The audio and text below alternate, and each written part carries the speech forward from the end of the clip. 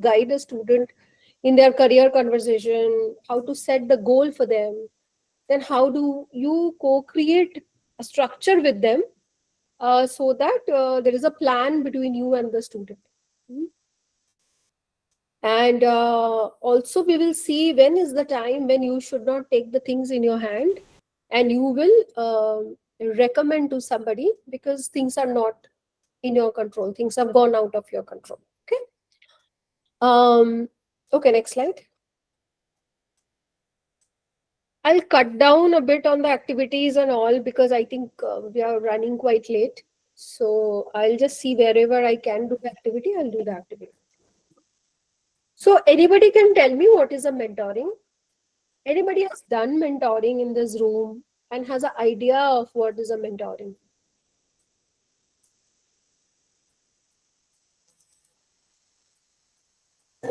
Mentoring means guiding, Mentoring means guiding. Okay. guiding and supporting and leading to the uh, uh, way, Mhm. leading to the supportive way, giving the way to the students. Very good. And what is not mentoring? Pardon, ma'am? What is not mentoring? You spoke about mentoring, but tell me Yes. what is not mentoring? Uh, Not mentoring means students will be the decisions, and the decisions will be taken by the students itself. Yeah. Okay. So teaching is not mentoring. Okay. What when we teach in the class, that is Mm-hmm. definitely not mentoring. Teaching means delivering the content, sharing the framework, talking about the book or the subject. Okay, Yes. that's like a pure teaching job. Yes. Yes. A counseling, or you, if you are a healer or a therapist, you are a healer or a therapist or a counselor, that is also not mentoring. Mm-hmm. If you are also supervising the work that they are doing, that you are giving them the evaluation, the feedback, the improvement areas, like they have submitted a project work and you are helping them in understanding the feedback, that is also not mentoring. Okay. Okay. Okay. If you are helping them in solving a problem on their behalf, that is also not a mentoring. A Mm-hmm. mentor will never give you the solution. Mm-hmm. Mentor, like you very correctly mentioned, a mentor will guide you towards the solution. Mm-hmm. But the choice is the student's choice, that what choice he or she wants to take. Mm-hmm. You are not supposed to take any decision on behalf of the student. Most of the time, we get a bit carried away emotionally. Okay. We Mm-hmm. feel a bit charged up and we are in a position of, we feel like their parents, mother, father, and all that. Right? And Mm-hmm. we step into their shoes and we tell them what to do. But that is not. Mentoring is, like sir mentioned, mentoring is guiding with empathy. That is absolutely correct. Mm-hmm. You also mentioned, ma'am, guiding students to think more clearly. You can only guide him. You are like you are the bus. Okay, you have given Mm-hmm. students the seat to sit there, turn the AC on, be in a comfortable position. But the driver is the student who is going to drive the bus. Okay. Mm-hmm. Okay, so you help them, you encourage in their growth. You also questions the assumptions. If the student has taken an assumption, okay, I assume this, you can help them in questioning that. Mm-hmm. And you can support them when they are in the crisis, they are in uncertainty, they are going through a difficult phase, as if you are in the same bus sitting with him, next to him, Mm-hmm. right? And you can also help him with the various connection, like, okay, I can, okay, you need funding. So if a student is suffering because he has a startup idea, he doesn't know how to fund, you can Mm-hmm. connect the student to a fundraiser Funding agency. Mm-hmm. or to a VC. But will you give the money to him? No, No. No. you will not give the money to him, or you will not take him to. You can share contacts, you can connect him to whatever. That is your role. Mm-hmm. Okay, is it Yes. clear to everyone? Because most of the time we blur the boundaries between a teacher and a mentor. Mm-hmm. Very important for us to understand that. Okay. Yes, ma'am. Okay, next slide. Any questions, you can stop me. Anybody has a question, you can always stop me. Okay. Okay. Next slide. Okay, so there are three dimensions, and I have been doing mentoring for decades now. Okay, I also work like a counselor, so I know the difference between a counselor, like a career counseling, vis-a-vis the mentoring. And I have seen there are three dimensions when you do a student mentoring. One is their academic mentoring. Academic mentoring is majorly in the class that he has enrolled, how he can improve his effectiveness of the study, how he can improve the academic performance, how he can create, he can, if there is a backlog, how he can remove those backlogs, how he can improve his score, how can he improve his project assessment scores and all that. Anything and everything that is related to the academic is academic mentoring. Second thing is the career mentoring. Career mentoring is basically beyond academics. It is like where he wants to go, what kind of a skills is needed. So somebody says that, okay, I want to go for a UPSC exams, or I want to become a pilot, or I want to go for foreign and I want to become a professor in a Stanford University. So where you are and what skills you need to go there to reach your destination. Okay, you help them building that competency or the skill development, or you give them some information through which he can decide on the path that he wants to take, is career mentoring. Okay, the last thing is beyond syllabus, but that plays a very very important role, which is um, manage the stress. There is a lot of family pressure. I'm going through a financial crisis. I'm going through depression. I'm going through I'm not well. My natural well-being is questioned. Okay, I don't know how to speak to people. I'm losing my patience. I'm very frustrated. I think I'm losing out. I think my other peer are doing well. All these things which is related to the emotion, that is a personal mentoring. So we spoke about three dimension: academic mentoring, career mentoring, and personal mentoring, right? My question to the group is, which one of this you think you are currently doing to some extent? Are you doing anything of the three?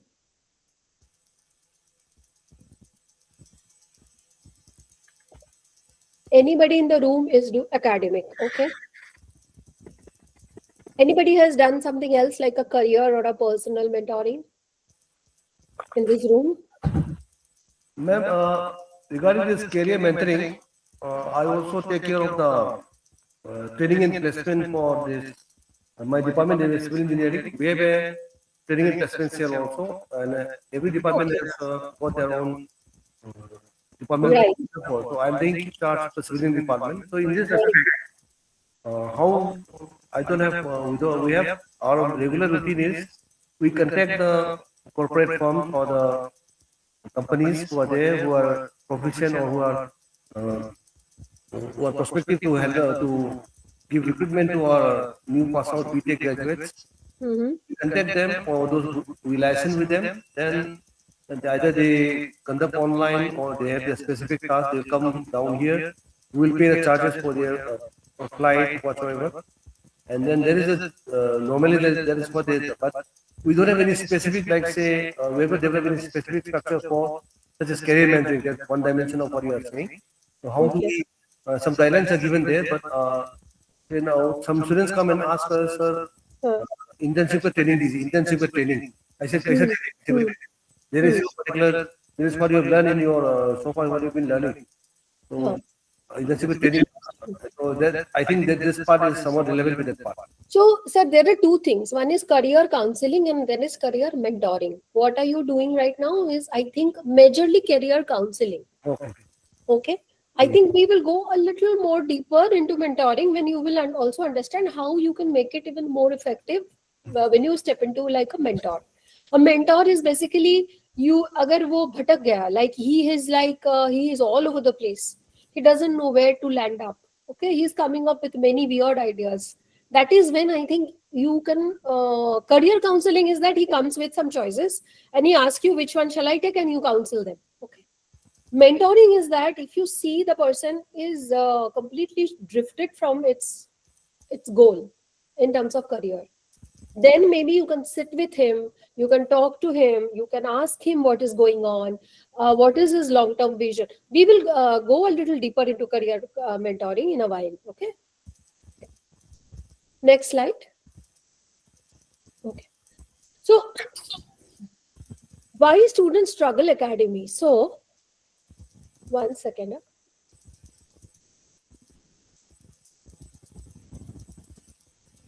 Sorry, I have a very bad throat today. So sometimes, you know what, the problem is that we sometimes think that the student is not really working hard enough. Maybe the reality behind is that he is going through multiple problem in his life. It may not be purely family or a finance related, but there can be many things which is real. Now I'm talking about academics. Okay, why he is not doing well in the academics? First is that he can have a very poor study strategy. Okay, maybe he doesn't know how to do the revision. His revision techniques are not really good. He has not done time allocation. Like we all know that doing the revision before the exam can actually make a very big impact in your results, right? And there is a technique of doing the revision. Maybe he doesn't know how to, within say a week, if he needs to cover 10 subjects, how will he do the revision, at what frequency, at what level, how he will make the notes, how he will make the summary of the chapters, how will he look into the question bank of the last year, select those 20 questions. They may not know about it. Okay, so maybe you can actually guide them, mentor them in doing that strategy. Second is that the lack of confidence. A student can go through a lot of failure or exam anxiety. I think we spoke about the imposter syndrome. I am not good enough. Others are doing well with him and I'm okay with it. That is an imposter syndrome. So that is lack of confidence. The third can also be, which I don't know if it is applicable for Manipur, but a lot of people are very afraid of English. Okay, that they come from a different medium and they find it very difficult to process the language part.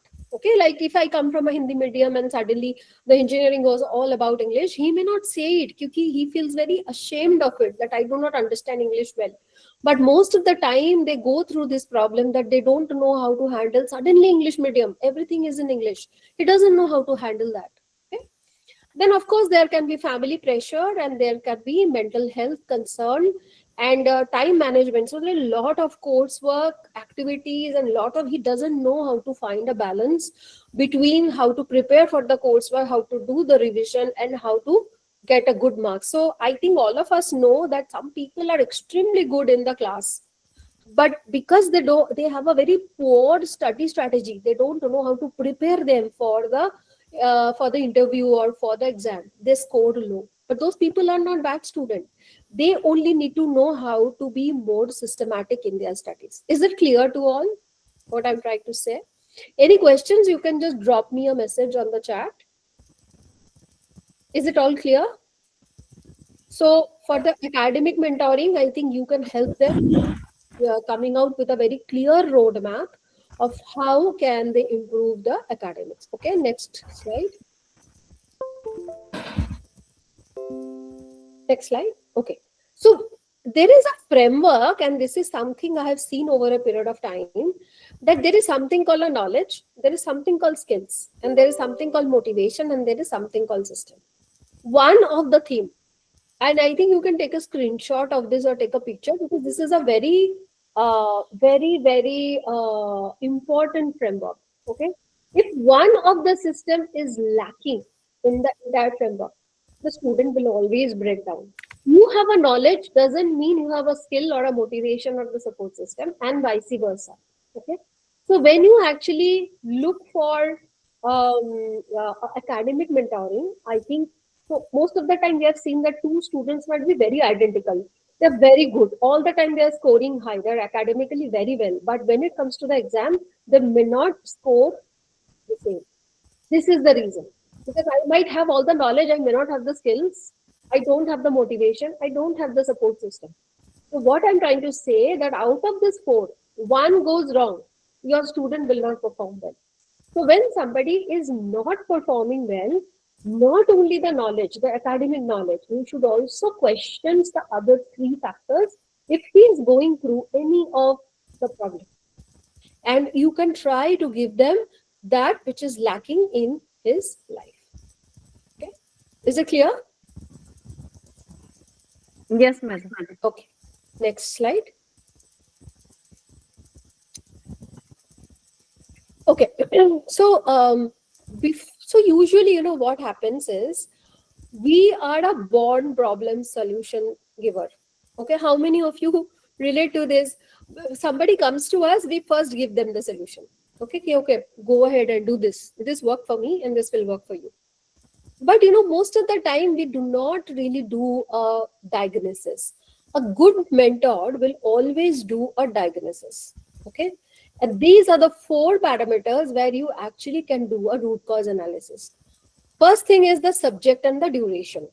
So which subjects you are finding most challenging? Do we ask this? Okay, if somebody comes and tells us, I think I'm overwhelmed and I don't know how to handle this. It is too much for us. And what we say, are you study more and you do not look into the phone and you cut down on your Netflix? These are wrong questions to ask. Maybe a good question to ask is, okay, so where are you finding the challenge? Which subject are you taking a lot of time? Okay, where is it that which subject is taking you more time to understand? So subject and duration gives you a very clear understanding of where is it going wrong. Okay, secondly is the strategies. Have you taken any approach? Have you tried this? Have you done this? Have you done that? These are the diagnosis question. Okay, another is the time and the environment. It also depends where is he studying, what is the environment that he is into. Okay, what is happening in his, if he is willing to share. Some people have a very noisy house, there are too many people staying in the room, they cannot even study well. Okay, and the support system is, who do you go back to when you are stuck? Every person should have one support system. I think all of us have one 3am friend, right? That, or our mother, or one of the teacher, or one of the guide, or somebody. Do they have that one person that if they are into trouble, they can refer to that person? When you ask these 4 questions to your student, okay, you actually get a better view that why is this problem happening. Okay, I would like to know from this group, I have given you 4 questions. Do you think you ask any other questions which is helpful in this context? Anybody who is using some different questions, you can share.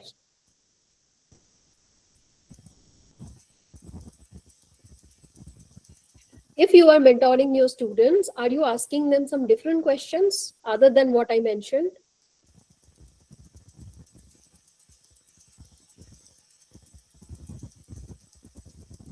No? Yes, maybe. Yeah. Okay, if you are not asking any questions, then these 4-5 questions to them going forward. Yes. Yes, this is Nirmal. Ma'am, when we talk about environment, are we considering the peer factors? Sorry, I am not clear about your question, sir. Can we add peer factors also, ma'am? Yeah, Sometimes yeah. Yeah, so peer factor also comes under the environment. Okay, that most of the time when they speak within, see if they're staying in the hostel, okay, who are they sharing the room? How is the environment in there? What kind of activities are they into? Are they into any study circle? Are they studying in the peer group? This kind of a questions you can ask. Okay, sir. yes. Okay, move on. Okay, this is a framework that I'm giving you. Have you created study group? Yes, yes. We will come there, sir. I think that's a very good question. Have you created study group? Yes.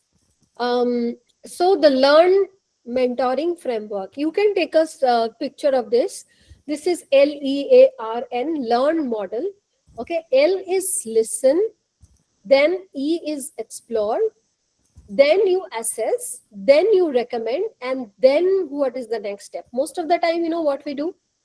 We directly go to the step number 4 and 5. How many times we have done this? All of us. We don't even listen well. You know, half of this world problem is that people are not listening to each other. Tell me, we go to we go to the counselors or we go to the psychiatrist, right? What do they do exactly? What are they there for? Do they solve your problem? No. You go there, you pay them, and they charge you heavy amount because they are only listening to you, and you feel so good about it because somebody is finally listening to you, right? So most of the time the problem is that we do not listen to each other. So first start with listening to their problem. That is learn.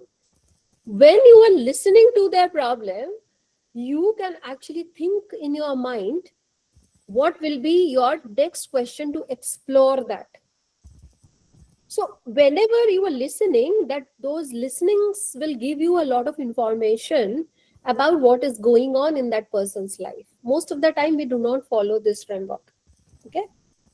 And when you have when you listen, you have the facts, only then you can do the assessment. And now when you listen, you have the facts, you do the assessment, your recommendation is very logical and valid. Otherwise, your recommendation can be anything. And your next steps can even go haywire, like you don't know what are you talking, and that may not work for them. Okay. I think half of our problem can be solved if we know how to listen to people patiently. Most of the time people come to us and we ask them 100 questions. No, first you listen. Okay, how many of you practice listening in this room? Be honest and you can share. And you think it is a problem with you? Do you really listen to people? Okay. So, sir, when you mentioned that I do listen, how do you collect the information when you listen? Would you like to share? That when you say I listen, what do you listen? There is a difference between hearing and listening. No.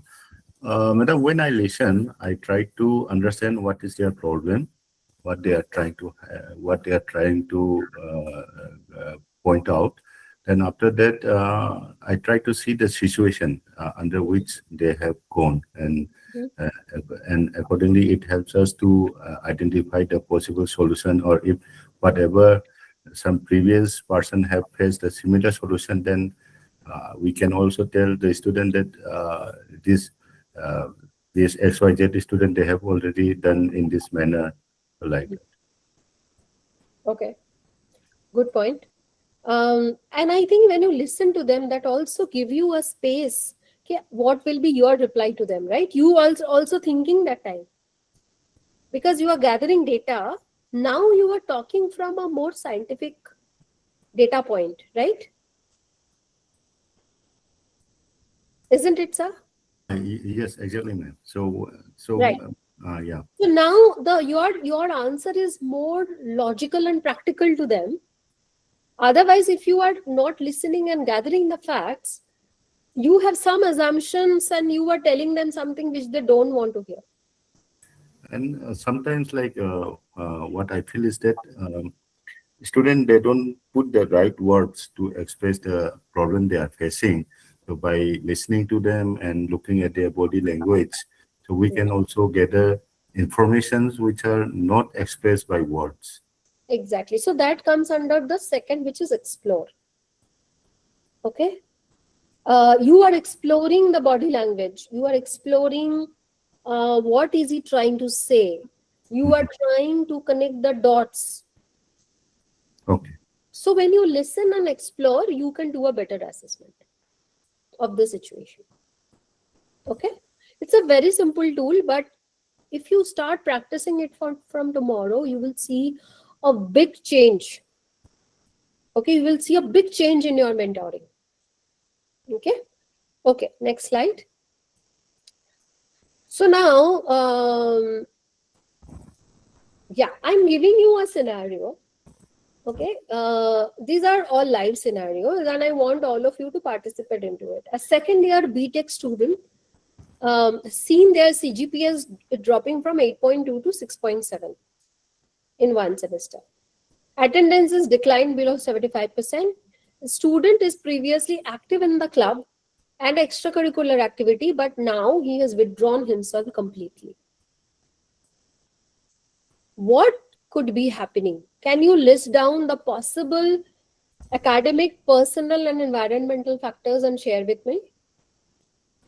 Second thing is, what question will you ask using the learn mode? And the third question is, what action would you recommend here? Think about a very immediate thing, that steps that you would like to recommend. There is no right, wrong, good, bad answer. Every mentor has their different skill sets, different technique. Okay, the way I will mentor you, the other person will not mentor that way. So I'm not looking for a correct answer here. I only want to know what will be your approach. So I'll give you 2 minutes time to think about it, and then maybe 1 or 2% can share that if this is happening, how will you use the learn method and how it will help you in getting the right information. I am waiting for 2 minutes.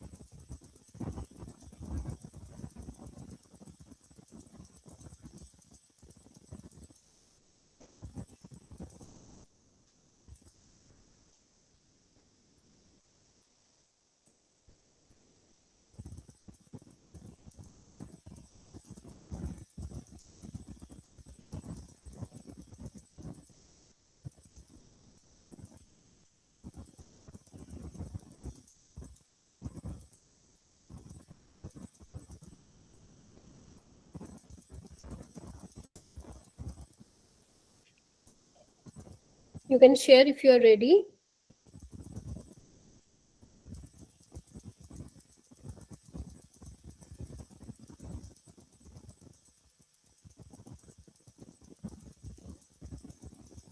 Anybody would like to share?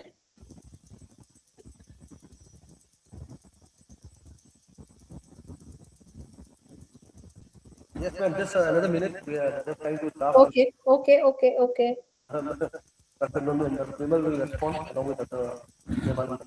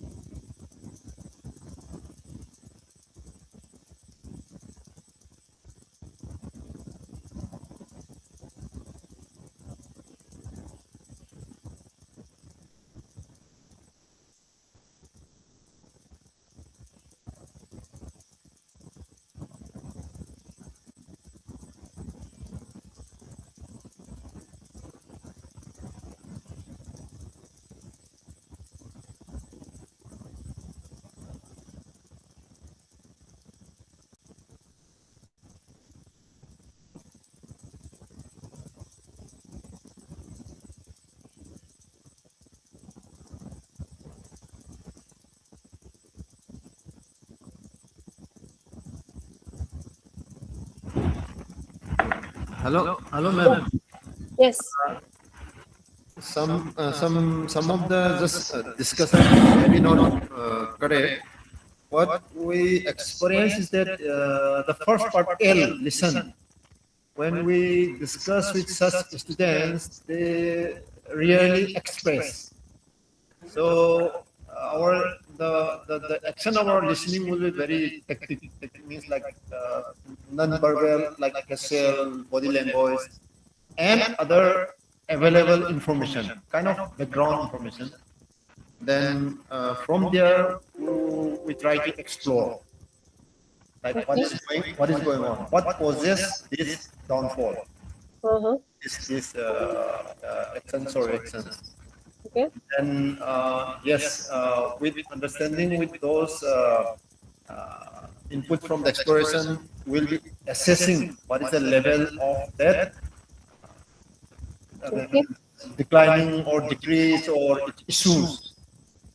And Mm-hmm.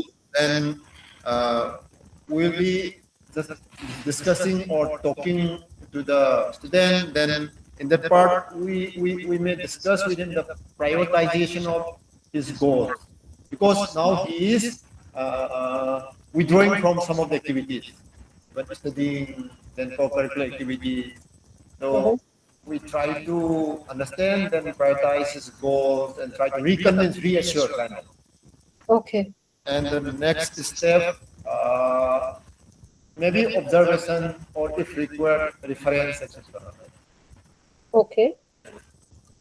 Okay, good. I think that's a right way. And I saw two more responses in the chat bot, and they're very nicely done. Both the sirs have sent the reply, and it is nicely done. So I think we understood the framework. Anybody from the online team mentioned in the chat you want to share anything? So, madam, I think basically, again, the thing is that as he has done some good job earlier, and as well as he has performed well earlier, so we should appreciate these things Hmm. first that you have done well previously, and then we should start means saying that it will be better if you continue in that way. Means that is more. So then, if he will get appreciate, maybe he will open up. Mm-hmm. So and it will make him comfortable that okay, I have means can share something with this particular Yeah. faculty like this. So I think you have mentioned a very, very important point here, Dr. Das. Um, any kind of a feedback. So even in the corporate, when we give feedback to the corporate people, okay, we were always taught to start with something positive. So when you actually start a discussion with encouragement and positivity, what happens? That person gets very energetic. He feels good about it. That okay, people, we all like to be appreciated, right? So when you actually appreciate a student for the past records or what he has achieved in the past, he feels very motivated to talk, to open up, rather than starting with a negative sentence saying that what is going wrong with you. I would like to understand more about what are you going through. So I think, sir, it's a very good approach, and thanks for sharing that with us. It is applicable everywhere. I think we should always start a counseling or a mentoring or a student conversation with something like a achievement or some milestone he achieved or some good track record that makes the student comfortable in his skin. Now he knows that he can open up. Okay. So good point. All right, we'll move to the next. Okay. There are some practical strategies also. So these are like in the learn when we do recommendation. I would ask about current situation, what he or she was thinking. Yes, of course, this will give you a lot of information about what is going on in his life, what uncertainty, what is the. You are correct. You are correct, Dr. Dhar. Okay, so so these are some tools that I'm giving you which you can actually help student. We know all this, but most of the time we forget. हम भूल ही जाते हैं कि these are the very good platforms which we can help them in getting like a peer group study. We spoke about it, right? So you can actually help student create a very personalized. I have done it many times. Personalized study schedule. Some people are early risers, some people are night owl, and they don't know how to find a balance between what to finish, what not to finish. They don't know. They have no clue about prioritization. Some of the students try to do everything at the same time. So as a mentor, you can actually help them subject wise how to create a schedule. Second is that you can facilitate some peer study group within, like we create cohorts and all that. And students actually learn, and you can make the cohorts interesting. They learn actually more than the classroom. Or in the classroom only you can create. So when I teach business strategy, so business strategy is very, very super tough. Like you need some good understanding to create, to strategize something, right? So what I have done, I have created the whole class into four group. Okay, and they always sit with each other, and couple of sessions I change the group, and I give them one case study, and I tell them that okay, you do this, even after 1 week you come back with the homework. So more than only understanding the subject, they are more into activities. So within they are more into activities that are part of a cohort, they feel more supported. If you give them individual projects, they may not always like it. Okay, they feel like too much pressure. But if you put them in a group, and if they have a healthy discussion in the group, or they can solve the problem together, they feel more motivated. Okay, so there are pros and cons in the group also, but at least that will help them in learning effectively from each other. Okay, another is that you can also give them some resource mapping, like okay, these reviews are available online. There are some tutorials available. This is the previous year question paper. These are the library databases, so you can go and do the resource mapping. Another thing is that we can do some fortnightly checking with them, like a review meeting, where one class you can skip, like a normal theory class. And every fortnight you can have one review meeting. And you just say, okay, I have given you work, so come and tell us what have you learned. Okay, you can select a volunteer. Okay, you stand up, you represent this group, so you tell me what have you done. So that creates a lot of excitement within them. They also know that somebody is reviewing them. Do we do this in NIT Manipur, or any one of you is using this as a tool?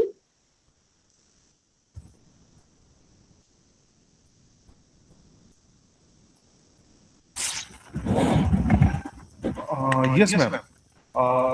We allowed students to group together, and then we allowed them to discuss a particular topic, and then even we make them to present in front of the students and the faculty, so that we can so that they can share their knowledge with us. Right. Okay, good, great. So we can do other things also. Okay, we can create a study schedule, cohort. We can help them with the library, with other reviews, and anyways, you are doing the review meetings and all. Just see how much you can maximize from this slide. Okay, what all can we add in your activities? Okay. Okay, next. Okay, now we are moving from academics. Any questions related to academics? So now we are moving to career. Okay. See, academics is a very short-term thing. Career mentoring is a very long-term thing. And I think career mentoring really matters to them. Because academic is for the time, for the duration, for 2-3 years, for 4 years. But when that person, the student sees that, okay, my academics is aligned to my career, and my professor or my faculty is helping me in reaching there, I think they show more trust on you. Yeah, someone in this world and someone in the room is understanding that my short-term goal is aligned to my long-term goal. Okay. Why it matters? Because I think we already discussed this. I don't want to spend much time. One is AI has created a lot of disruption. They have a fear of ke job kahan milega. I want to be like this, but do I have a job? So many jobs are going, so they have a lot of questions. There's a competition pressure. We also mentioned startup entrepreneurship versus employment, or I want to go for a higher study dilemma. So we can skip this slide and move to the next slide, because I think we already discussed this. And next, please. Okay. So this is something that I think you know it, but I just thought it is very informative, that there can be many career pathways. So like we discussed that in our case, we just had one or two options. What are the various options can happen? And I've gathered this data from my career counseling data point. One is that they can go for a corporate career. Okay, they can apply in the MNCs, manufacturing, consulting firms, and that is where they have enrolled for the engineering. They want to earn money. At least aaj ke date mein they want to earn money. So they always look for a placement or a campus interview, and they want to land up in the corporate career. The second thing is that they can go for some interdisciplinary career, like maybe a career in finance, some policy making, or some law, or some management, like a very like working like a freelancers and all that. Okay, some people like to go into the public sector, like PSUs and all that, like DRDO and ONCG and all that, because like one of the sir mentioned, a lot of time it is actually decided by the family. Okay, that you have to be in the public sector, aapko PSU mein hi job lena hai, and that is how they are conditioned. Most of the time they do not have the thinking ability also, they don't even know where they fit in. Okay, some there is a lot of things that is there influenced by other people, and they have very little control on that. Okay, the fourth thing is that they want to go to the startup. A lot of these engineering students, they will form the startup in the campus only, and either they form their startup or they will join a startup. Okay, and they are very very touched by entrepreneurship. It is very fancy for them that they want to go into deep tech, they want to go to the product, and they want to go for some social enterprises, AI based startups and all that. Okay, some students want to go in the civil services, UPSC and all that, and another is want to go for the research. They only want to do the PhD, international labs, universities, they want to go abroad, they want to earn more education about it. Some people after this will go for MTech and all that, for higher studies and all. Okay, I think one challenge about career is frequent change of career goals. Yeah, yes, I think we have also gone through the same thing, right? Like how many of you were like very serious when you were in the engineering, that you knew that you will become a faculty? How many of you knew that you will end up becoming a faculty after your engineering? Like you were surely knew that you are gonna teach in a college. Anybody who was very sure? I was interested. Okay. In teaching. But you also had a questions, no? Which option to select? You were not very not sure. You were like, you must be considering 4 or 5 different options, and you have considered teaching also as an option.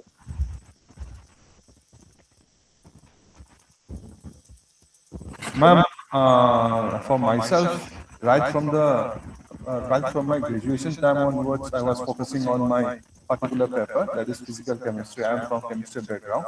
So I thought of completing means or specializing on myself in MSc physical chemistry, and then to pursue further for research, and so that I could go to higher for higher institution. So that was my target. That was my target right from the beginning on. So, sir, I'm not saying that there are people like you also exist, but they must be 5% of the 100%, right? 95% of the people are still figuring it out. First, like sir mentioned, corporate was one of the option. I never thought I will start a startup in my life. Okay, I had so many things to do. Like I always thought, this is fancy, I want to do this. Okay, this is also nice, I want to do this. Okay, I want to become a teacher. Okay, I want to become a CEO. Because all of us, 95% of the people go through that. Now the question is, what would be a good way of mentoring? Now I'm answering that to you, sir. Okay. The next slide. So I'm giving you a framework. If somebody is not sure and all the time they're frequently changing the career goal and they come to you, sir, I don't know what do I do and what is I meant for, then you can follow this 4 dimension. Okay. So the 4 career mentoring framework, this is a career mentoring framework and there are 4 dimensions. The first is the interest. Interest is, what do you genuinely enjoy doing?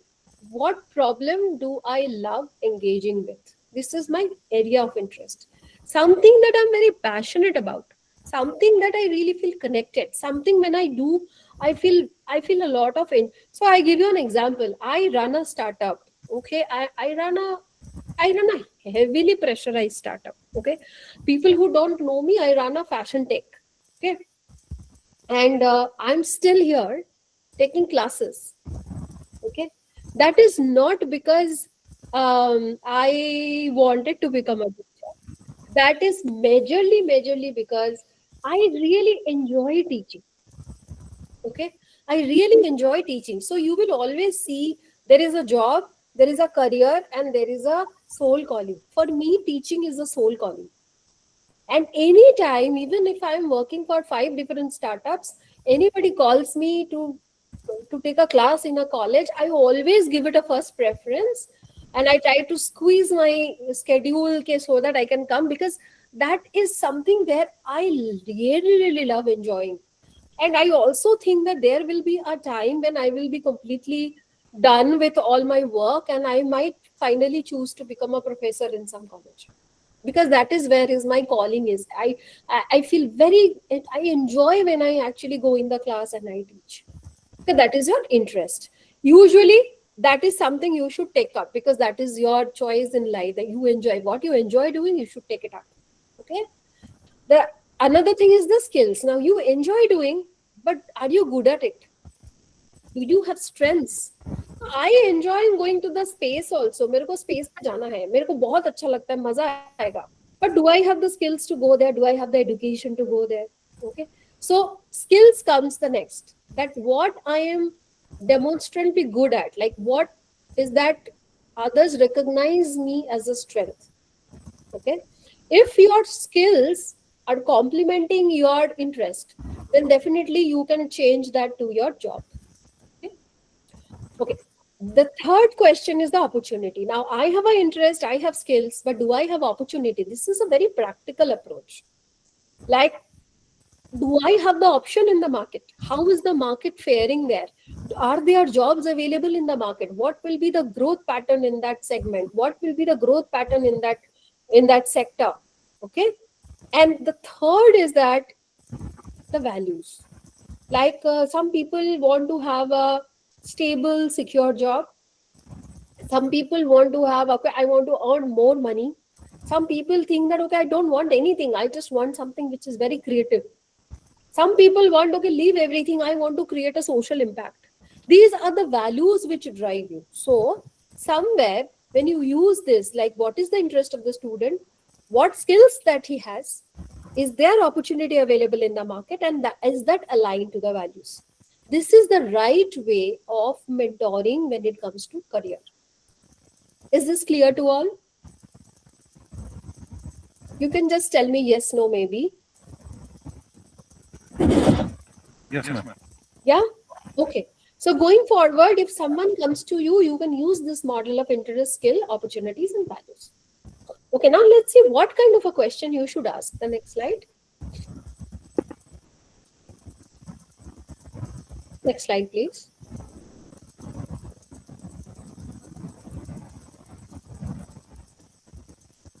Yeah. This is, I'm giving you a career conversation toolkit. Okay. So you can actually write down these 5 questions in your notebook. This is, so of course, when you ask, you want to know about his interest, you want to know about the skills, you want to know about the opportunity, but what kind of a question will you ask him? The first question is, what kind of work genuinely excites you? What excites you? Okay. When you ask this question, that actually covered the interest and the motivational area of the student. Sir, I am genuinely interested These are the things that excites me. Okay? The second question is, what achievements make you most proud? It will be a little surprising most of the time to the student when you ask this question, but this actually shows the strengths and the value of the student. So when they say that, okay, if I do this, this will make me very proud. Like for example, if this says that, okay, if I grow my father's, I have a family business. If I grow that business and I become the successor of my father, that makes me the proudest thing in this world. That means what? He is more connected to the family values. He wants to become the legacy. He wants to create a legacy out of his family. So this is the values or the strength, that perceived strength that he is going through. If he says that, sir, I want to solve a social problem, and that is I will be proud if I can do something about the water pollution in the Ganges. Okay, then you know that he wants to create an impact in the society. Okay. The third question: what skills would you most likely to develop? Okay, this question help you in knowing the aspiration of that student. Okay, that what kind of a growth is he looking for? I do not have the skills right now, but I want to have the skills. I want to develop the skills. That means he is in point A, he wants to go to point B, which is aspirational for him. That question, the answer will give you a lot of clue about what kind of a career transition he is looking. Okay. Where do you see yourself 10 years from now? This long-term thinking, the fourth question, will actually help you to know कि उसके लिए is that a fancy thing he is doing because other people are doing, so I also want to do it, or he is really connecting to his end goal. Okay, if somebody can tell you that I see myself as an entrepreneur, I am building a company in the next 10 years, that means that he has thought through about it. Okay. And the last question is, who inspire you professionally and why?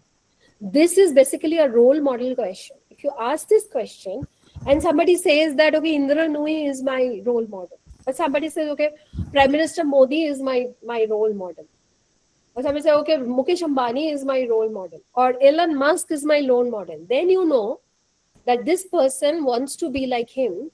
So you can get a lot of value traits between him and his role model. Okay, so if you use the framework and ask these 5 questions, you will get a lot of information from your students, which will help you in do the career mentoring for them. Is it clear to all of you? Any questions? Any questions? No? It looks like that framework has been converted into conversation questions. Previous slide, we have seen some framework, 4-dimensional framework. Is interest, skill, opportunity, and values. Those dimensions has been converted into, say, conversation questions. So see, that is a framework. When you ask these 5 questions, you can plot these answers into that framework. Okay. So you should start with these 5 questions. You get the information, you plot in the 4 blocker, then you exactly know what kind of a career he is looking for. Okay. So now using this, we will solve a case. Next slide, please. This is a case study. A confused 3rd-year student. Okay, a 3rd-year BTech student comes to your office and he says, sir, I genuinely don't know whether I should prepare for placement, GATE, CAT or UPSC. Everyone around me seems to have a plan and I feel completely lost. So now let's do this exercise, considering that you have this model of 4 structure that I have given you. What questions would you open with? How would you help them narrow down the options? and what will be your immediate next steps. So I'm giving you 5 minutes. If you can draft this and then you can share.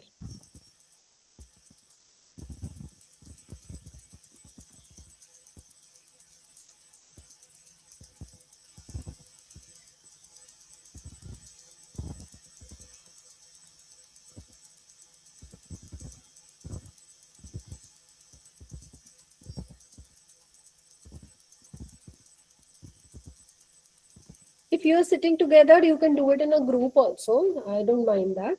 For people who are in the online and not together, they can do individually.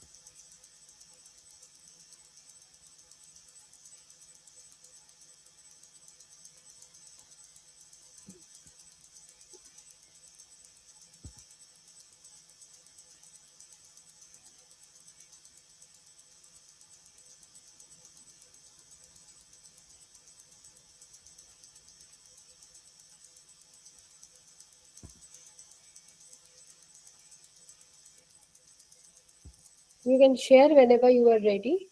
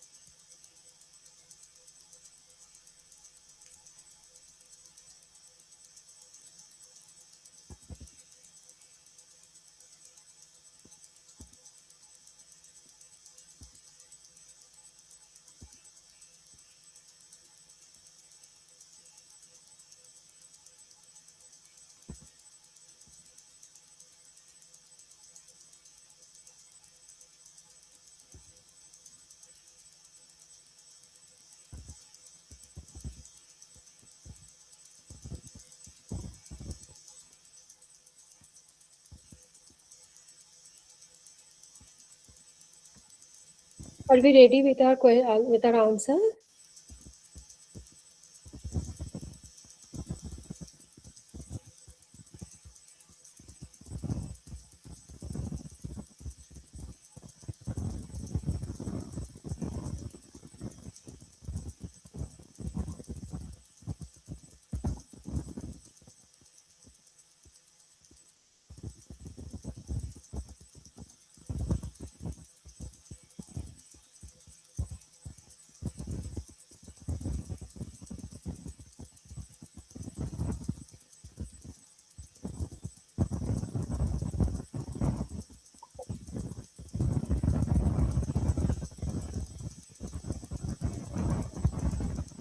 Anybody would like to share? Opening questions, okay? Which career attracts you most? Which career can bring the best of you? We'll try to explain the challenges and opportunities of the possible career choices. Immediate measures like letting them to contact person who are already very good. Very practical. Yes, very practical. Any other approach? All of you can use different approaches. You do not have to stick to one particular process. All of us have unique frameworks with us. What I've given you is just a overview of it. So you can tweak it according to your own style. Any sharing from the room?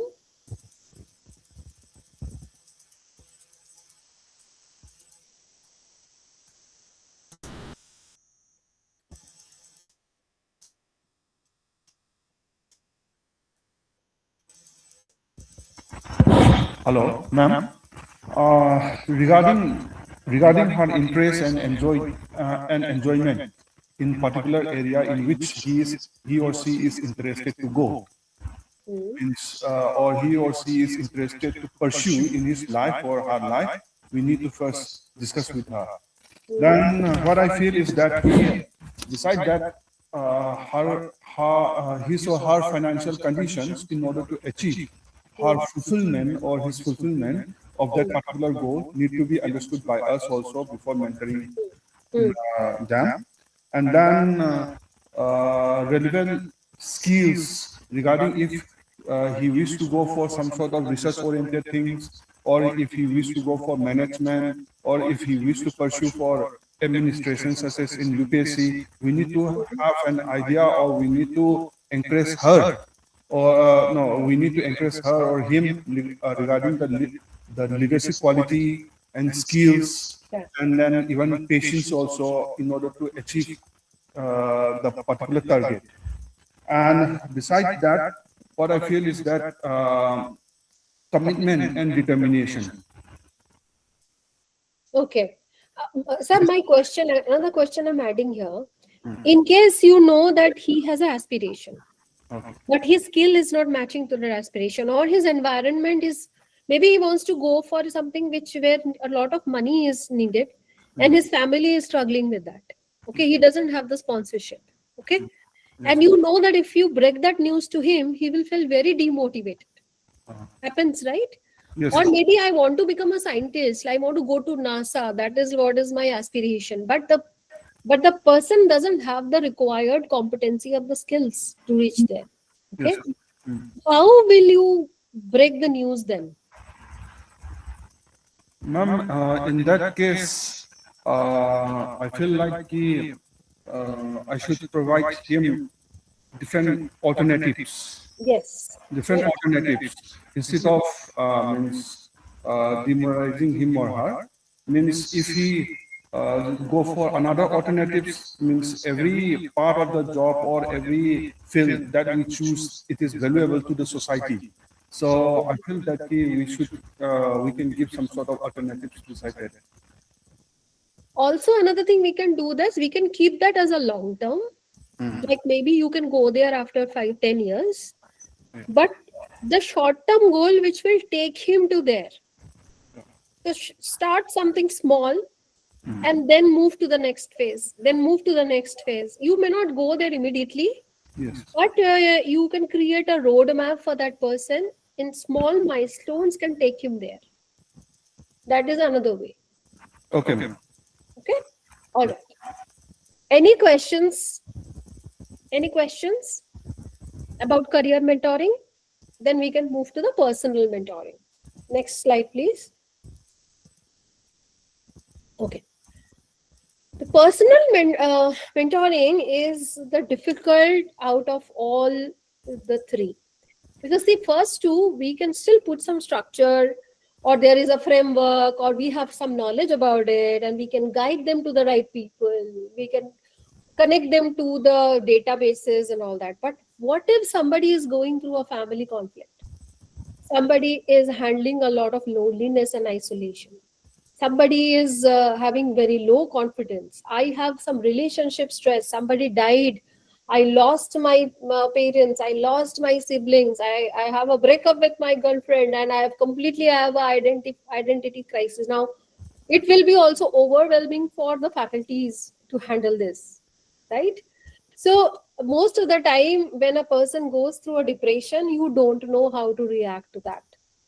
You can feel for that, but you really don't know how do we handle it, because this is not your expertise. Okay, so the academic problem can be an accumulation of the personal problem, and that's the reason if you do not do a personal mentoring, then you may not be able to handle the academic or the career mentoring for that person. But at the same time, we do not want to go deep into it, because we do not come with that, we don't know how to handle it. So you should always have a boundaries, and that boundary should not get blurred. You know till where you can step in, and after that you cannot do anything. You have to refer him to some professional help. Okay, next slide. I will still give you some indications, and I will give you some principles which you can use, and you can only use it to this extent, because you are not a professional counselor. Okay? The first thing is that you can have a lot of empathy for that person. Okay, so first is that, sometimes when you listen to them with all your full concentration. Somebody comes and talks about something happened at home, and sir, I'm completely broken down, and all that. At least you can sit, listen, and show some empathy to that person without a lot of interference. Okay, that gives them a lot of confidence that, okay, my sir is understanding my problem. That itself is a big solace. Number two is the trust. See, they can be the student and you can be the faculty, but everybody like to have a confidentiality and something private. Okay, so please, whenever somebody is coming and talking something serious about you, you should have that confidentiality as the foundation. Okay, if you go and talk about it and just casually, sometimes also we discuss, pata hai uske sath aise ho gaya, oh, I'm so sorry, he is going through so much of problem. uh, it is preferable not to discuss in the group about somebody's personal issue. Okay, but when if you think the problem is serious, sir, I feel suicidal, sir, I think I've tried committing suicide, then you know that this problem is serious, and you should then escalate it to the whoever is the governing body in the college. Okay, uh, you should also, another pillar is the respect. Respect is that if he has done some lifestyle, some choice, his family has done something and all that, um, you can actually show a lot of respect to that without passing your judgment.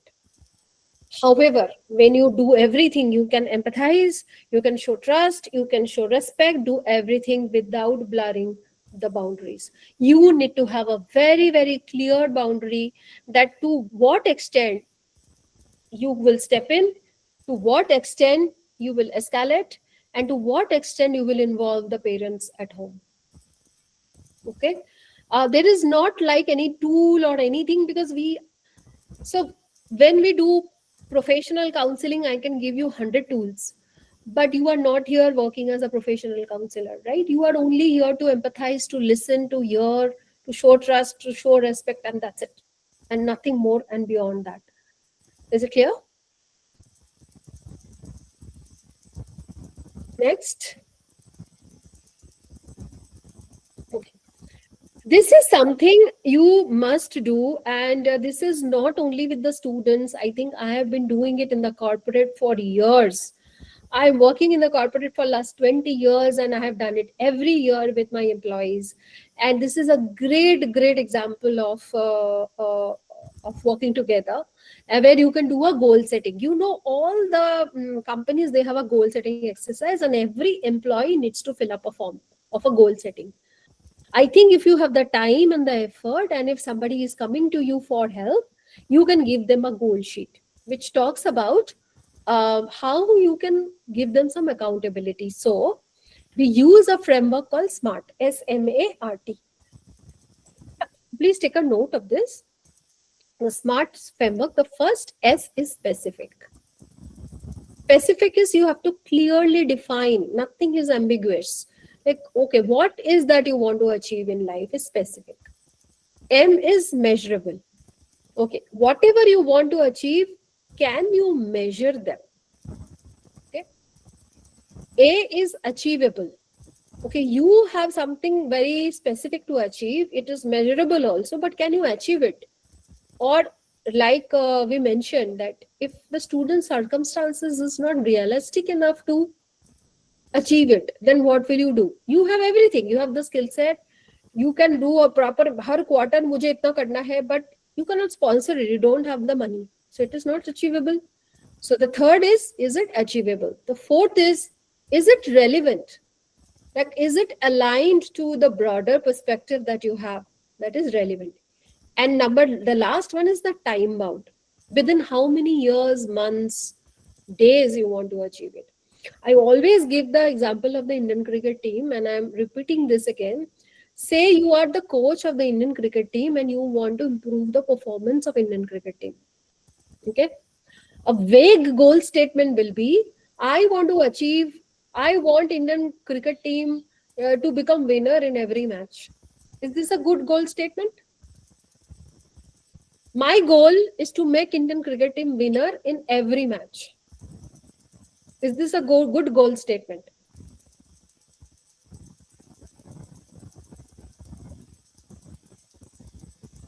No. How can we make it a good goal statement using SMART?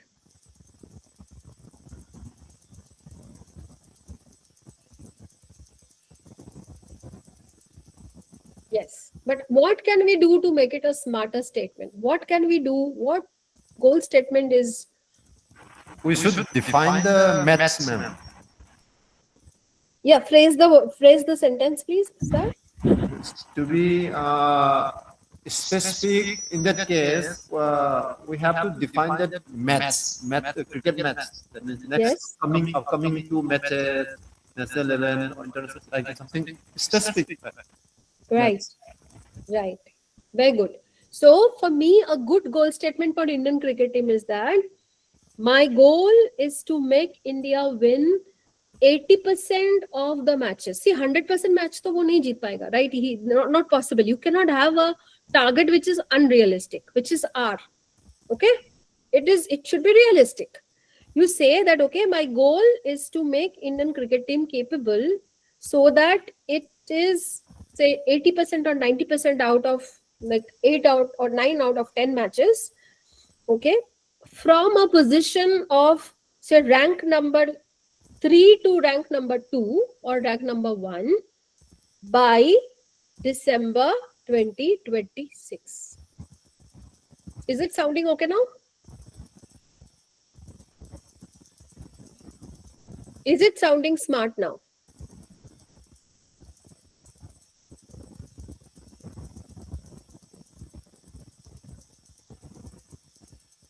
Yes. So, say a student comes to you saying that I want a better CGPA. That is not a smart statement. A smart statement is, I will increase my CGPA from 6.5 to 7.2 by the end of semester 5 through 2 hours of daily focus study and fortnightly faculty review meeting. Is it making sense now? Okay. So you can actually convert a student's goal using the SMART techniques and you can come up with a better goal statement. How will that help? That will help in bridging the gap. So see, students, they have a lot of ambition, but where they lack is that they do not have a structure. So when you use SMART as a framework, you give them a lot of structure which they can use, and then things looks a little easy for them. Because when numbers come into picture, then it looks very realistic. Otherwise, you are lost in the ground. You are completely lost, right? Is it clear? The SMART, can we do this? Like next time when we are doing a goal setting with the students, can we use this? Okay. Next slide. Next slide. Next slide. Yeah. So in case there is a serious concern, like you come to know about something which you really think that there is a self-harm or self-injury is available, is in the card. You think ye suicidal hai, Yeah, he is into a very prolonged or into a severe depression. There is some substance abuse का problem है और extreme behavior दिखा रहा है student. Okay, and it can be a threat to himself or it can be a threat to others. In that case, you need to contact the student counseling cell or dean of student welfare, whoever is appointed in NIT Manipur. What I do not suggest you to do not diagnose the depression or any health condition. Do not attempt to give the student any therapy or counseling. Okay, and you should keep confidentiality in all this situation. You should not go and share this with anybody. Okay, you should only share it with the family or with the right governing authority. Next. Okay, so we are closing this session because we have learned SMART, we have learned the learn method, we have learned the four pillars of career counseling. We have some diagnostic questions. We have a conversation framework. You have some action plan templates with you, and now maybe we can practice. So, of course, I do not have. If I would have been there in the classroom, we would have done some sessions together, like practicing them. But in the next class is a lab class. So in the lab class, we are going to practice all that we have learned in the session number 1 and session number 3. Do we need a small break for 5 minutes and come back for in the next class, or you want me to continue? Ma'am, it's better to give a break of 5 minutes.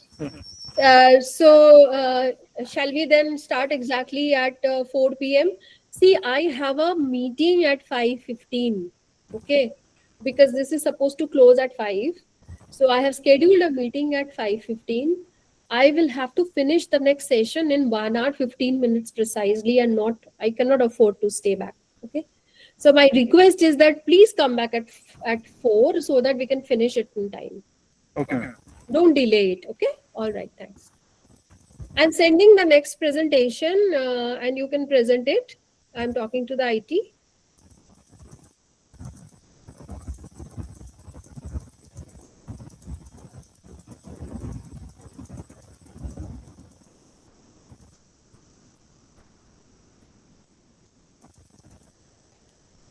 I sent it to Romji sir.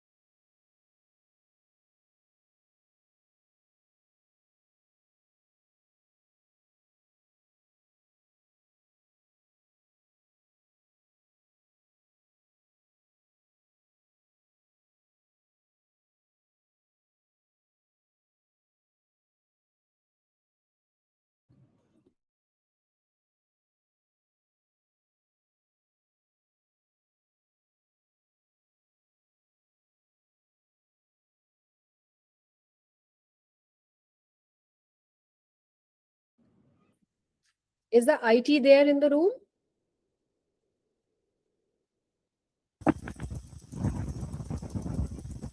Can you project the slide that I sent?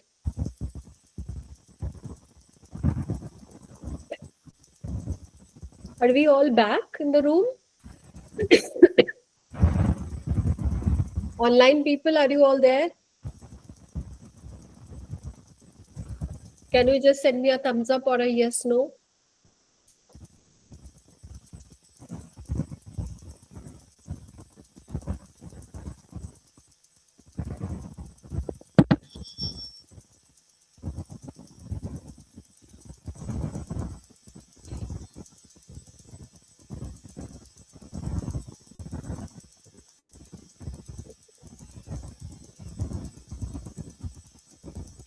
These classes are very intensive when it comes to the emotional intelligence. So there's an entire coursework available on emotional intelligence.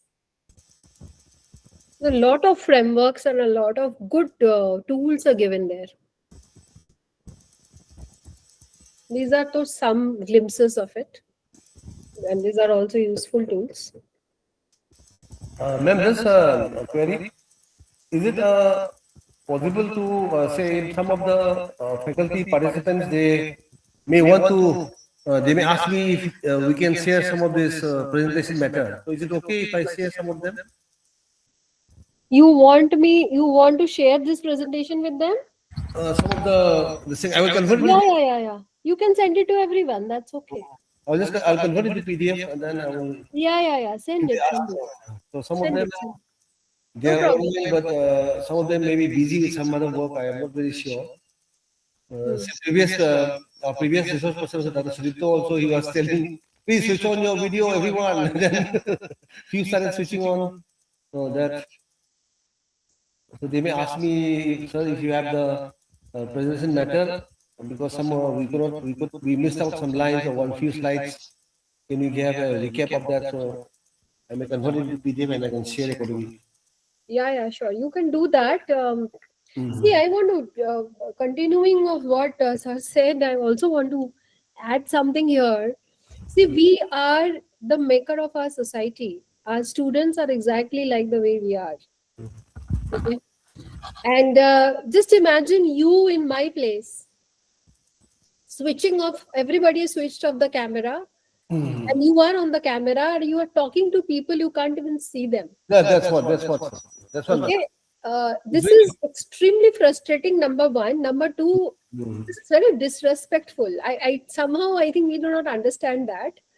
You might be having your own reason why you are not switching on the camera, but it is like when you have a face-to-face conversation with someone. Do you close your eyes and talk? We don't, right? Or you put a screen in between like that, something like that. Exactly. But then when the participants switch off their camera, the faculty doesn't get a good feeling about it. Yes.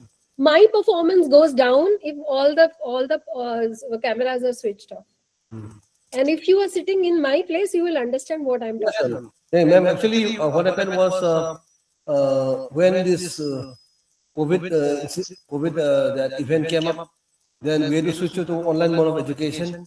So that time, during the online mode of education, myself, most of faculty, when we conduct the class, I all make it compulsory that all the students should switch on their camera. It is a courtesy, by the way.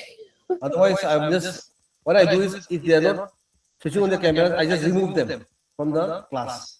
Then I'll mark them absent. That's all. That is what I did. I shared with the previous person that was Okay, I'm. It's okay. I leave it on them, on their judgment. Okay, we shall start now, sir, because we have a time constraint. Okay. And sir, ma'am, for information, our director is now, he has just arrived to office. Our director, Professor DVLL Sumayjulu, he has just come joined office just now. He may come sometime. He just told me that he carry on. He may join in means online, or he may come in the classroom here. Okay, no problem. Shall I start then? Continue. Yes, ma'am. Thank you. Okay, all right. Okay, so we have done 2 sessions today. One is understanding this student, and one we have learned some tools about mentoring and how to do the mentoring.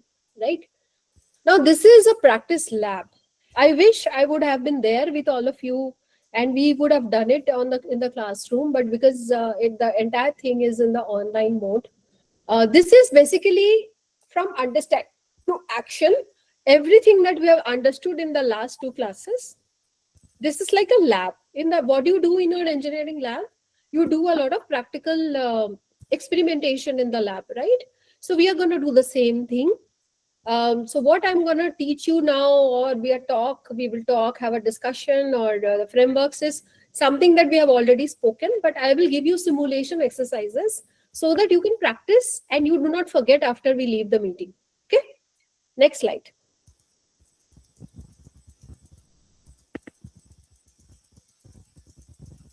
Change the slide. So we were going to apply the framework. We will practice some very difficult conversation.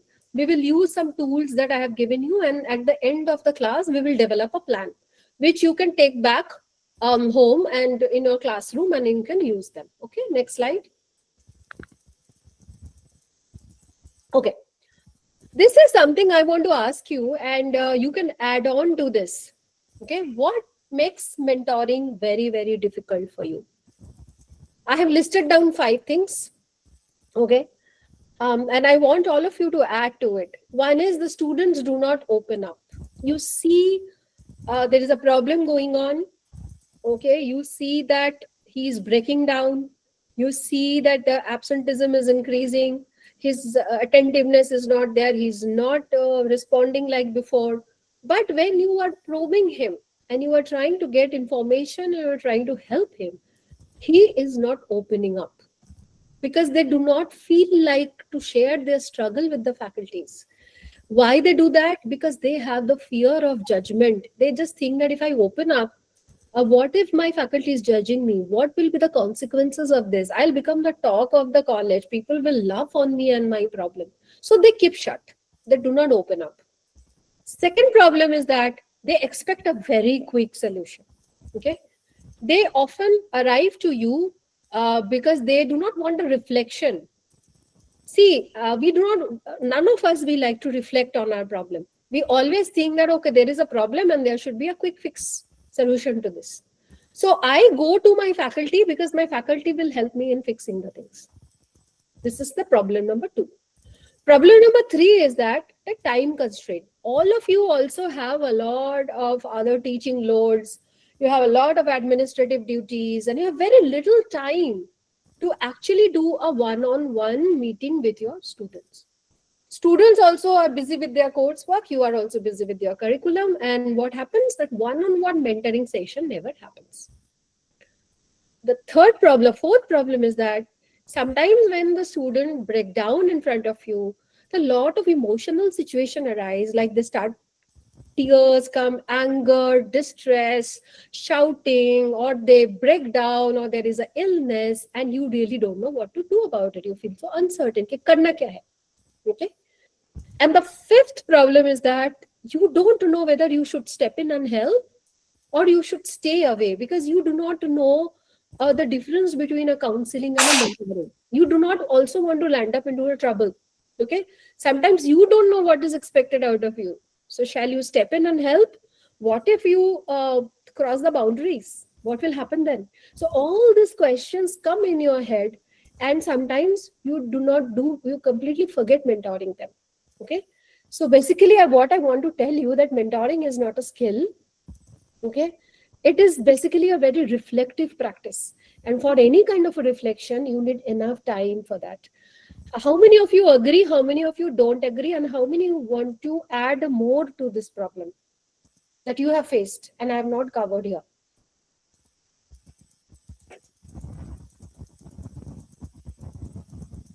I'm pausing for a minute. And if you want to add something here, I'm giving you 1 minute time to add things here. Anything else apart from what I mentioned is something that you experience?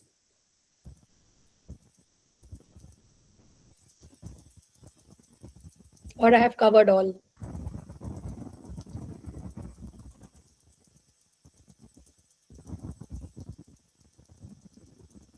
Have I covered everything? What do you want to add here?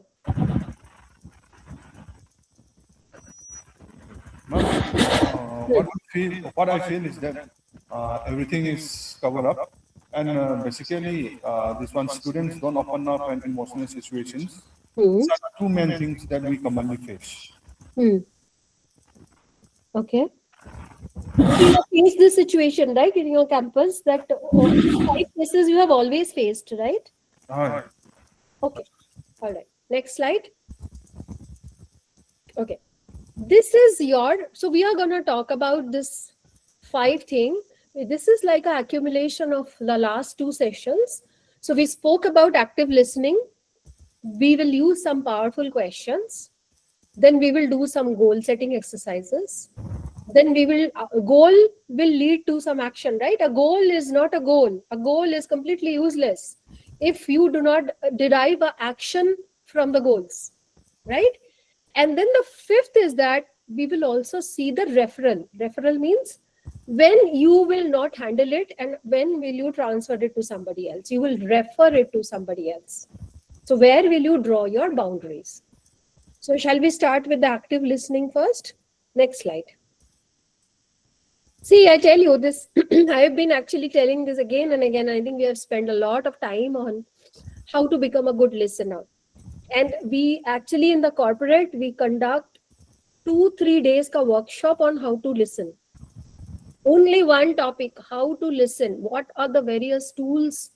How you can change, especially listening is needed for the HR and the training team and the hiring managers, okay, or the reporting managers, that how active listening can reduce your employee grievances by 50%. Okay, so this is a very, very important tool. Most of us is taught to listen in order to respond. We have been taught to listen because we want to reply. So when we listen to reply, that is not listening, that is hearing. Okay? A good mentor will not listen and reply. A good mentor will always listen to understand the problem. This is the difference between a good mentor and a not so good mentor. Okay? So a very effective tool, like there is a difference between a reply and a response. Do we all understand that? A difference between a reply and a response. What is a reply and what is a response?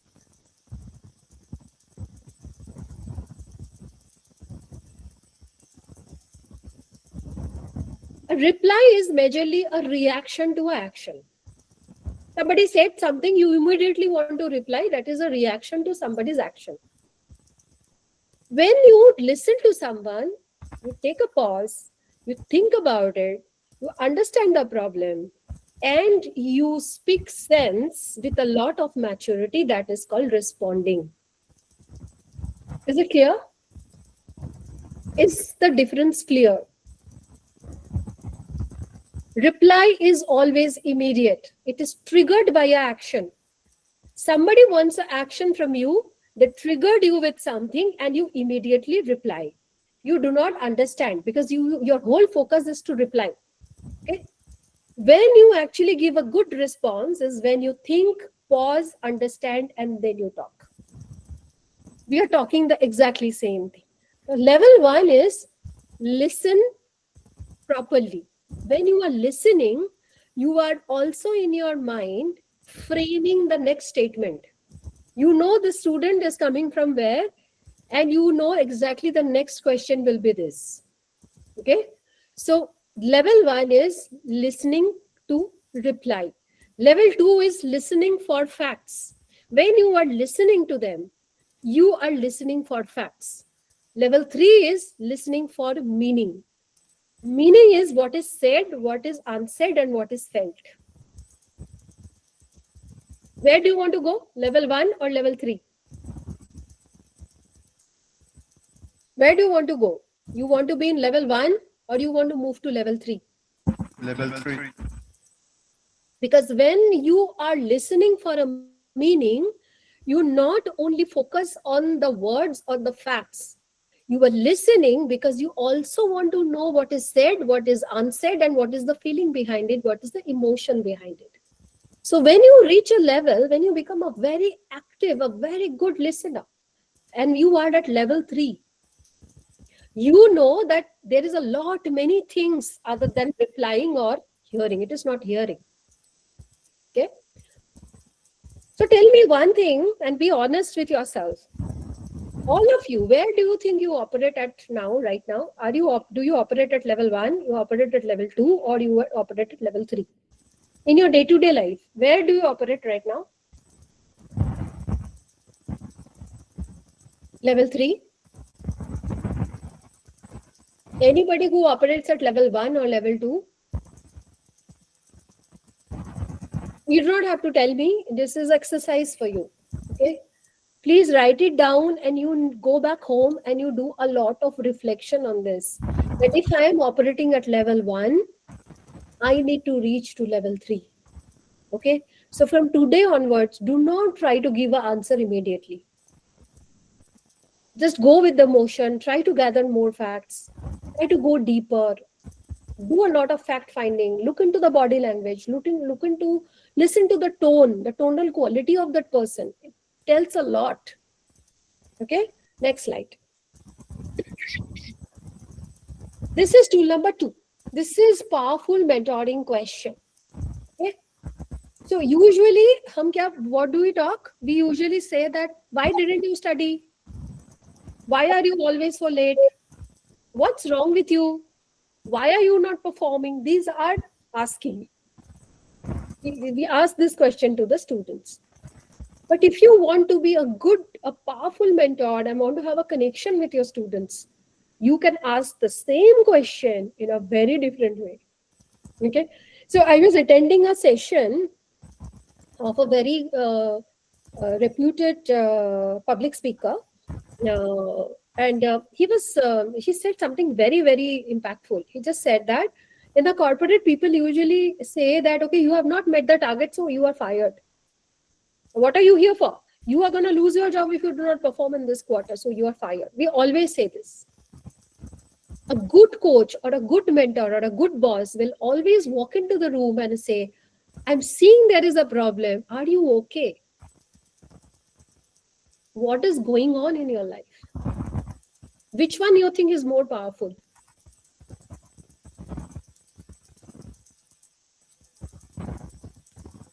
Which one you think is more powerful? The first question or the second question?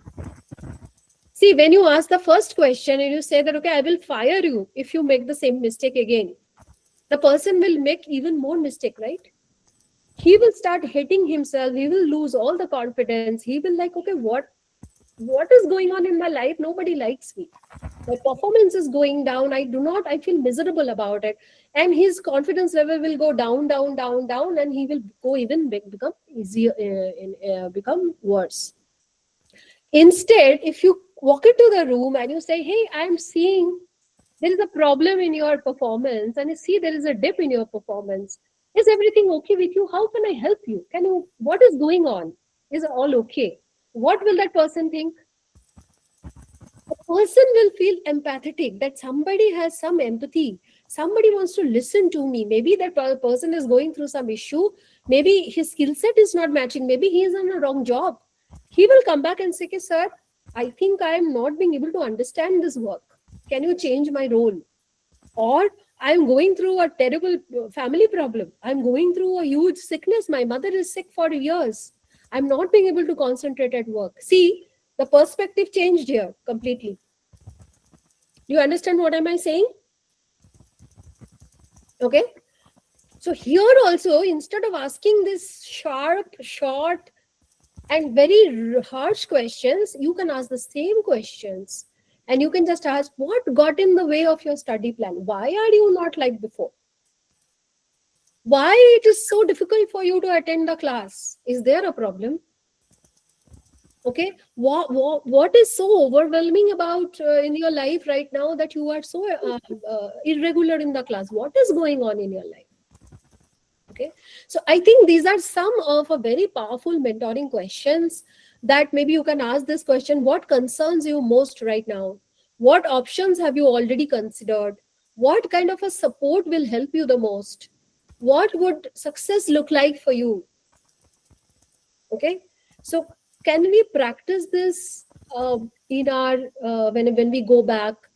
And I would next time I would like to know if this has helped you and help your student. Okay, so please take it as a homework. Okay, next slide. Okay, these are Ma'am, this homeworks, ma'am, any timeline to complete?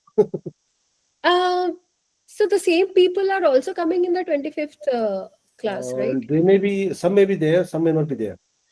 So what we can do is they can send you the report maybe, and you can collect everything and give it to me. Okay. Yeah, I will check it and I'll give my comments to them. So we would like to have maybe 2-3 real life scenarios from each one of them. Maybe they can submit a real life that, okay, I attended this class. This is what was happening before. I use this tool and this helped me or it has not helped me. Is enough. Okay. Okay. Noted. Thank you. Will it help to make the students realize that they have made a choice and they have to work? I didn't get your question. Can you please tell me what is it?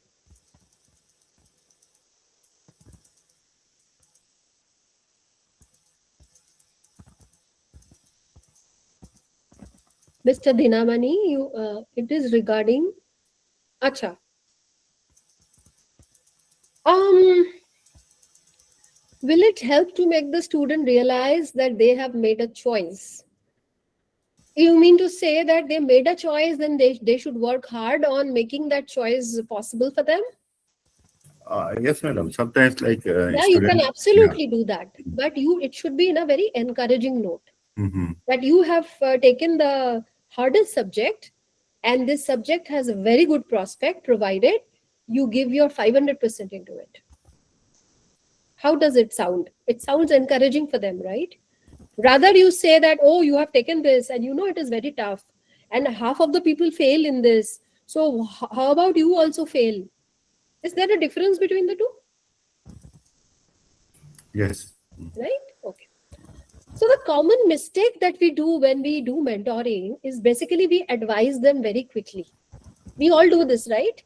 The first thing, we are very good. We are very trained. In Hindi mein na we say कि ज्ञान मुफ्त में मिलता है तो दे दो. We all do this every time because Gyan is free. So we are very good in giving them the advice too quickly. We jump into the solution very quickly. Don't do that. That's a bad mentoring skill. Okay. You need what we discussed. We discussed that the roadmap, right? That you first have to listen and then you have to assess and then you will give your response. So you're not gonna pass on your judgment faster. Second is you compare student. That student A is doing very well. I do not know why you are not doing it. All your peer group, all the other people have scored so much and you have scored lower. Bad thing. Secondly is lecturing. Okay, we can when we do mentoring, what we do most of the time, we speak a lot. We want them to listen to us. So we speak. We give them a lot of lecture. They don't like that. They want you to listen to them first. You can give the lecture, but first exercise is to listen to them. The fourth problem is that we make a lot of assumptions. Okay, we assume that what is behind the student's behavior prevents you from discovering the real issue. So you have already assumed the student is bad, the student is irregular, student is you must have seen them in smoking and you have assumed he is into bad company, he is into substance, so iska to kuch nahi hoga. So you have already assumed it. Maybe something else is going on. You have not discovered the real issue. So do not assume it. Okay. And you always do solving. You do not guide. There is a difference between a solving and a guide. Who will tell me what is the difference between a solving and a guiding? What is the difference between a solution and a guiding? Solution means giving the spoon feeding, madam. Exactly. Thank you, ma'am. So we give them the ready-made solution. Yeah. So we make a choice on behalf of them. Don't do that. Instead, what you can do, you can say that, okay, there is a free will choice. You are at a crossroad.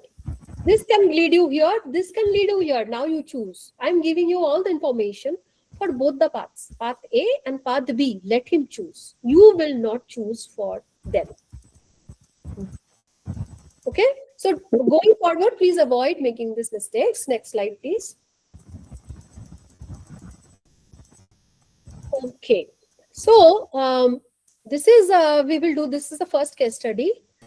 A student is coming, Arjun, who is a second year BTech student.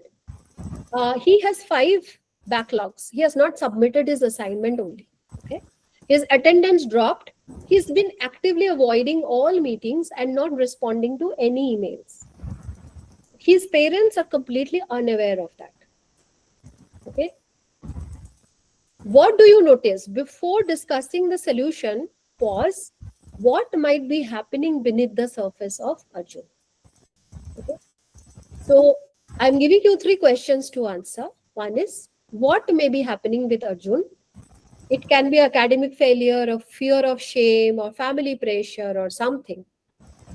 How would you begin? So you can assume one. You can, as a demo, you can just assume one, that I'm assuming he has a fear of shame. If that is the case, ask 3 questions. How will you open the discussion with Arjun? And at what time you would like to inform it to Arjun's family? I'm giving you 2 to 3 minutes because time is very less. Okay. Can you just very quickly, roughly, and you can do all this exercise. I'm sharing the presentation with you all. So all of you can practice this at home. But for the classroom, I'm giving you 3 minutes.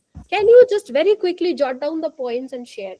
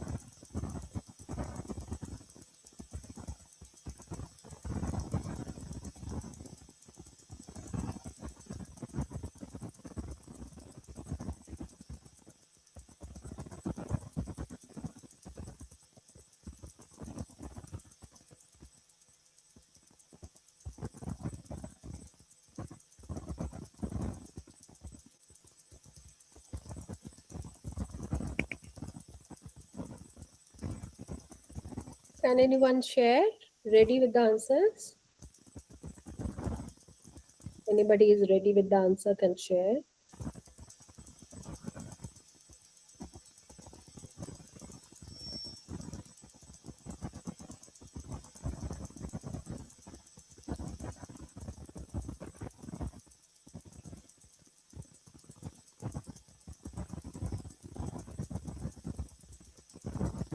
Actually, madam, it is a critical condition. means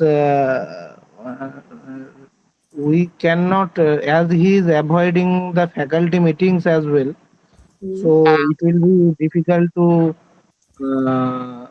make him comfortable or discuss with him directly.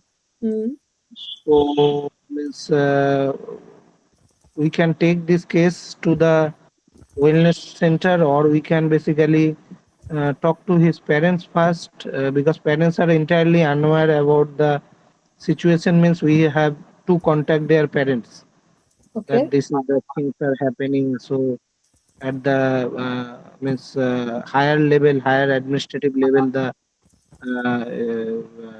particular case should be taken up, and then basically be- previous before that we should start try from our own. But if he is really avoiding the faculty meetings, then there is we have to take this case further, and we have to talk to his parents, and maybe if required, then we can take the help from the counselor. Okay. Okay, we'll stay with that. Anybody else? Any other approach here?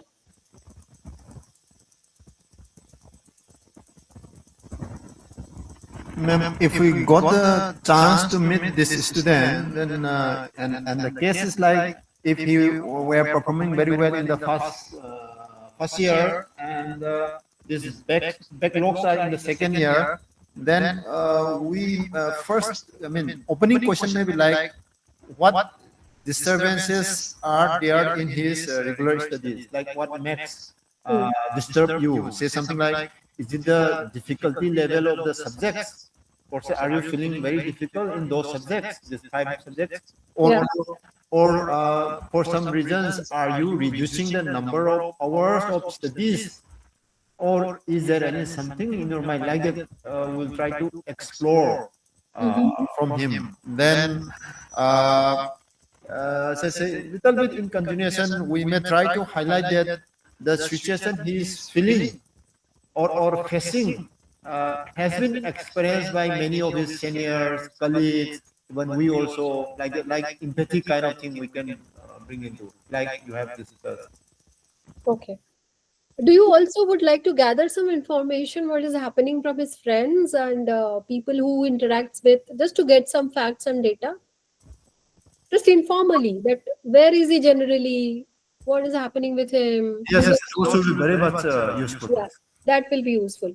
Okay, so Dr. Das, your approach is correct, but I would suggest that you do it as a second step. Okay, try to establish a contact with him at least a couple of times and ask him some questions. If at all he is avoiding, that means there is some problem. I agree with you. Okay, but if you immediately reach to the parents or reach to the wellness cell or something, he might take it as something against him. He might just shut down completely. Okay, so first you do 2 3, maybe 1 or 2 try to gather information, talk to him, call him, or wherever you see him, you just call and you say, okay, hey, so what's happening, are you okay, or with some opening. If he's still not completely absent, then you have all, then there is this, it's an alarm. Okay, and see, there is no right wrong answer here. Everything is depends on the situation and the personality of the student. I'm only giving you some guidance. How we are practicing some questions so that we are ready with such kind of a situation. But every situation is unique. Every person is different. You are the best judge. If you really think that, okay, I really immediately need to escalate this, you can do that. Okay. Next slide. Now, there is something called a placement anxiety. This is case study number 2. Okay, so Priya is a final year student and he has very good, strong academic, she has good grades. She has not received any placement offer while most of the other close friends have already got a placement. Her confidence is visibly declining and she appears withdrawn in the class and stop participating in all placement preparation activities. The statement that she's using is, I think I'm a failure. Everyone else seems to be doing fine. Maybe I'm not just good enough. How will you respond If you ask, hey Priya, what is going on and how is your placement going on, and she says this to you, what will be your answer?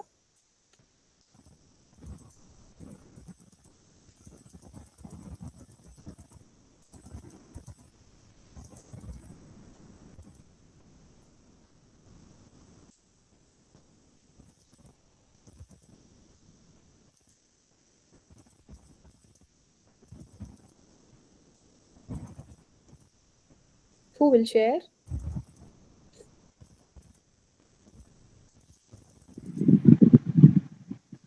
Yeah. Failure is, madam, basically part of life. That is the first thing.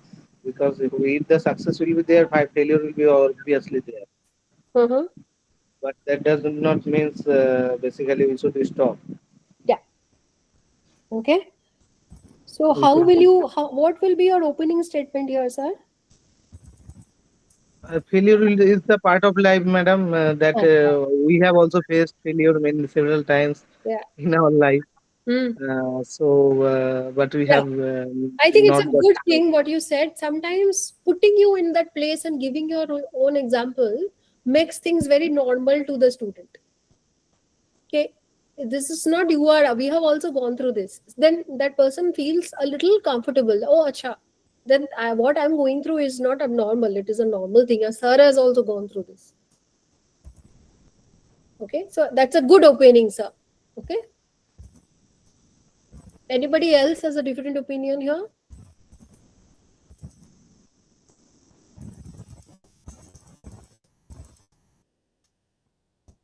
Okay, we all agree to this. We will move on. Next slide.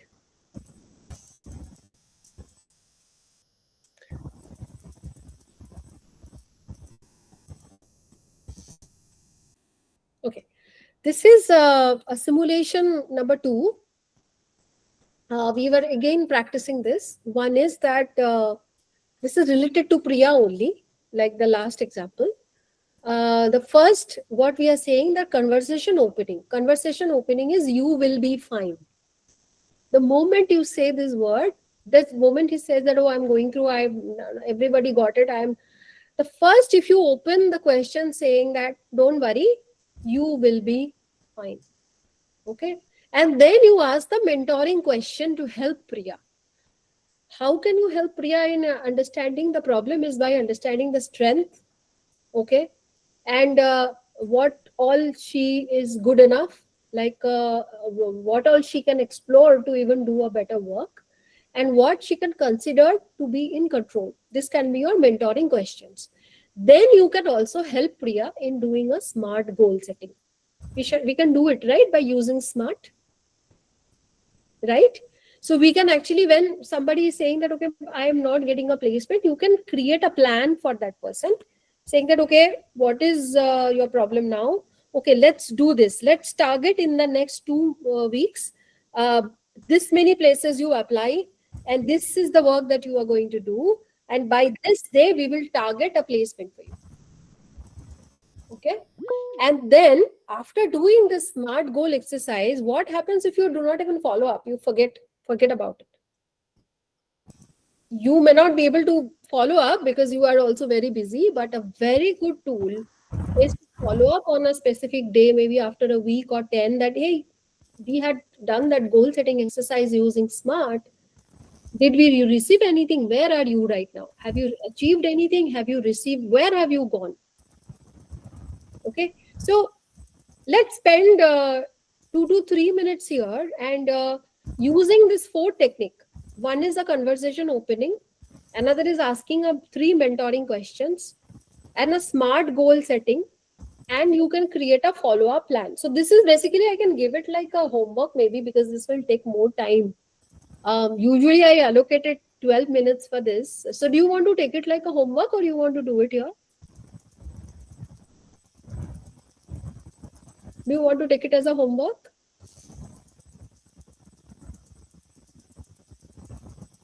to practice? Yes, no?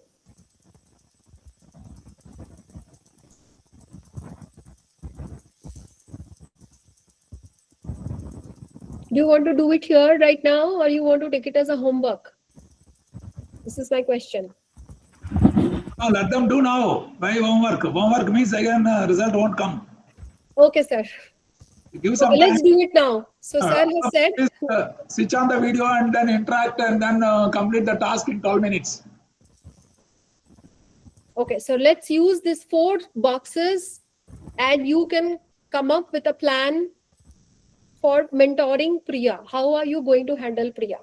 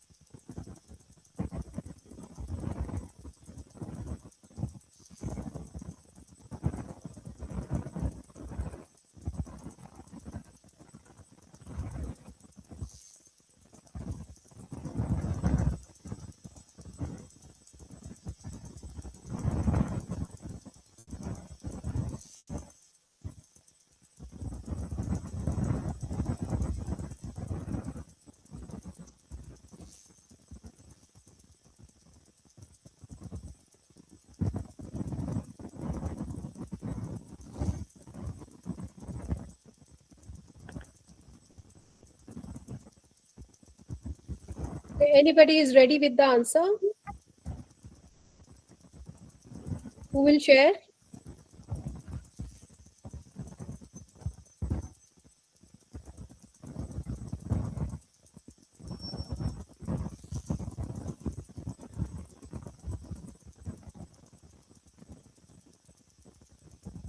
Please share.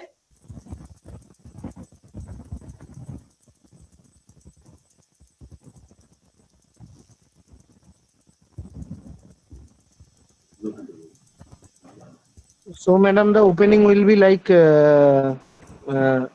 with that. Basically, failure is also the part of life and all. So, by empathizing, we can basically start, and then basically we can start discussing about the. Already, you have done well previously in many subjects, so you don't need to bother if you have failed in few of the things. How you are basically preparing, so we want to know about that history of preparation for the placement and all. So then accordingly, if we are having any kind of course to offer or any kind of strategy to follow, that we can basically say that this is the strategy you can follow to better, and then you just report within a week that by following the strategy, are you improving or not. Basically, the communication skills can be a great thing to look at in the case of the campusing, really, and then the technical skills as well. Mhm. So those things we can look at, and then based on that, we can basically follow up. So have you prepared a SMART goal statement for Priya? No, madam, actually, I have not followed, but following that four particular method, means starting from those four steps you have shown, The by specific, following this measurable, particular phase. attainable, reliable, and time bound. Yes. Okay. Anybody has framed a smart statement for Priya for the goal setting? Ma'am, if we try to apply this smart, like say, in spite of looking for any placement, Priya should advise for a specific subject area or specific company or industry, like, where she could look for. I mean, from the broad Yes. to narrow down, like. Hmm. And say miserable in the sense if she's looking for such placement, then say uh, two to three applications within these 3 months, 1 month kind of thing. I mean, miserable. Like she wants to apply for the job. She wants to get the job. So not randomly like so many, I mean, applications she's putting, preparing, not like that. So miserable means 2, 3. Then achievable means like based on her commitment, preparation, number of Very good. subject area, or something equivalent to her colleagues' placement, where she could achieve that, she could define like, those Okay. types of the jobs. Relevant means her subject area, interest area, those things. Instead of going for broader, any job, anything like that. Time bound, yes.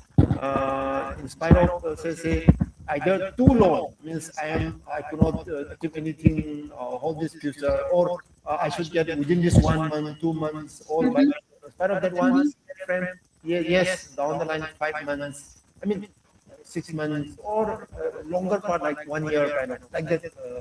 She could try. Okay. We can discuss. Like, And how will you? What will be your follow-up plan here? pardon, ma'am?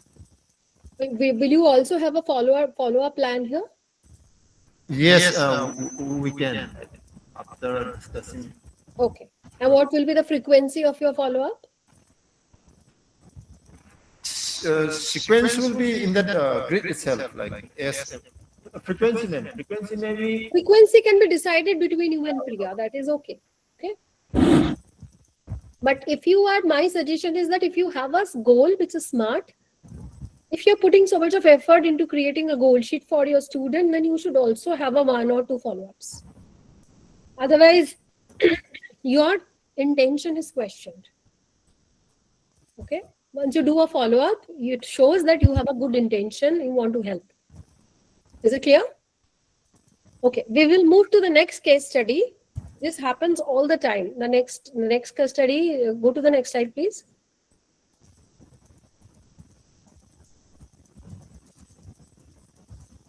Yeah. A student, he wants to drop out. This happens all the time, right? So the scenario here is Rahul is a first-year student who joined NIT from a small town in another state. He's deeply homesick, missing his family intensely, and struggling to keep up academically. He has now told his hostel warden that he wants to go home and doesn't want to come back. Okay. What kind of a issue is this? Academic, personal, adjustment, or all three?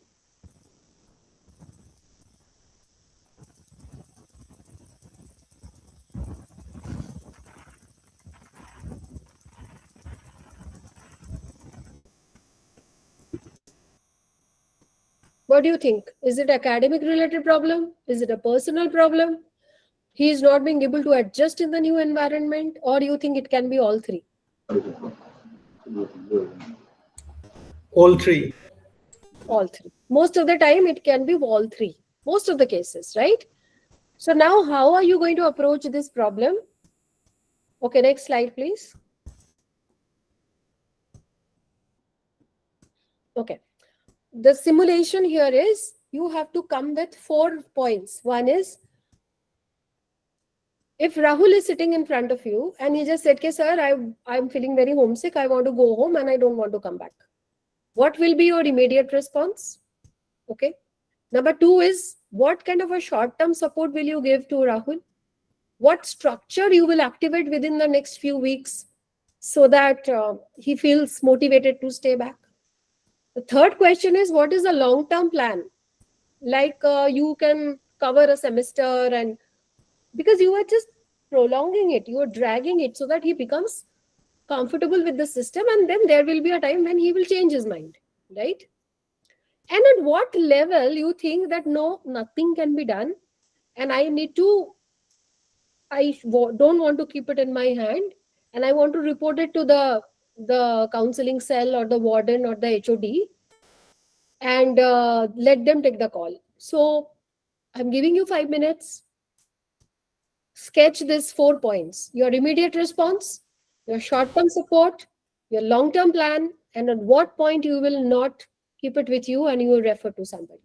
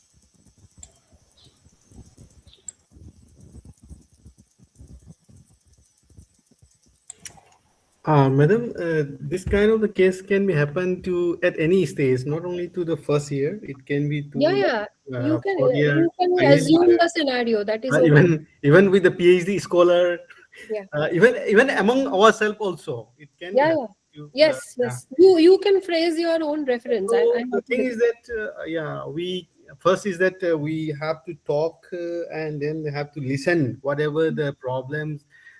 Slowly, we have to listen what kind of the anxiety problems he or she is facing.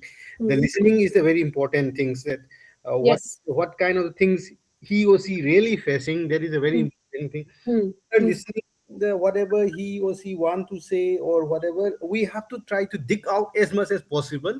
Hmm. Then after that, as a mentoring, we cannot solve everything, but slowly, like small steps which we can take, while even if like while you talking it, number one is that you don't have to talk with the many others, you have to talk Uh, one by one. That is hmm. also one way. And another is that if you want to know more, you can go for a small walk or maybe a cup of tea. That is Yes. way, Hmm. so that he or she can be feel comfortable with you, so that he or she can share the problems what he Yeah. or she is facing. So there is very to bring him or her to a very comfort zone, so that he or she can share all the things. That is a number a Yeah. very Hmm. important steps. Then after that, yeah, as a teachers, we have a very short term issues, like if he is having some family issues are there, how it can be overcome, some of the ideas which we can also share, and some of the problem which we face and how other has overcome, that kind of a thing also we have to share it, so that he or she can it's not the only one he or she is facing that kind of the problem. Other are also facing the problem, but they know how to overcome that kind of the things. Also, we have to share with him or her, so that he can experience. I'm not the only one who is facing this kind of the problems. Yeah. That, because many of times what we feel is that I'm the only one who is suffering this kind of the problem. I'm the only one who is facing this kind of the trouble. So that kind of, I'm the only one who is become the victim. So this kind of the feeling should not be there. So that kind of the things, similar type of the incidents should be shared. How they have overcome that kind of the problems has to be shared. And then with this one, slowly we can find out that what are the immediate the point he or she is facing. So like that, we can sort out that Exactly. your the short Very term good. and long term plans. Yeah. And the referral case is that, ma'am, as we know that if the condition is too difficult, Mm. it become too much psychological issues and many things have been come up which is not beyond which the medication may be required. Then in that case, we have to go to the final decision in the referring to their parent, to the psychiatrist and all those things, and that proper counseling. That are the things what from my Very point. good, very good. I want to add only two things here. You know, I have seen two things really work well in such scenario. One is that if there is a group of senior students who can become their buddy. Okay, this a lot of colleges do this. They have a buddy system.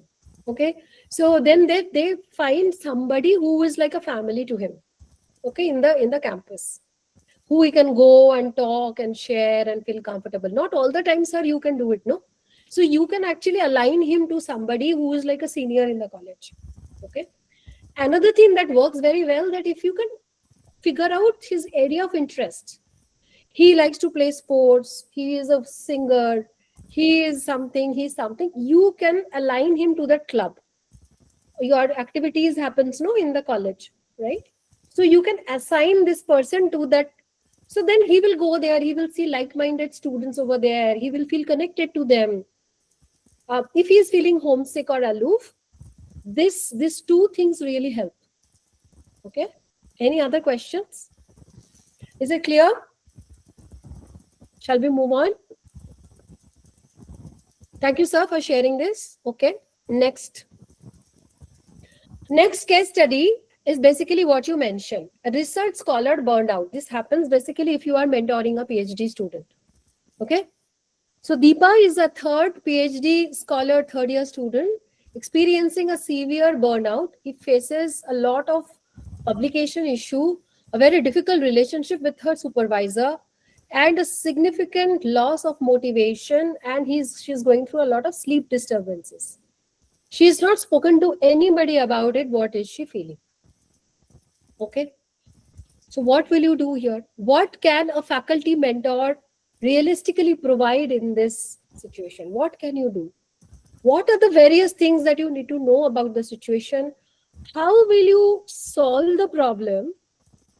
Okay. Keeping in mind that the supervisor is also a part of the problem. He may not be a part of the problem, but she might be assuming the supervisor is a problem. So supervisor is also a third party here. Okay. So it's a very simple, it's not really a simulation, but can someone just answer to me in one or two lines that if you have faced this issue and how will you solve this?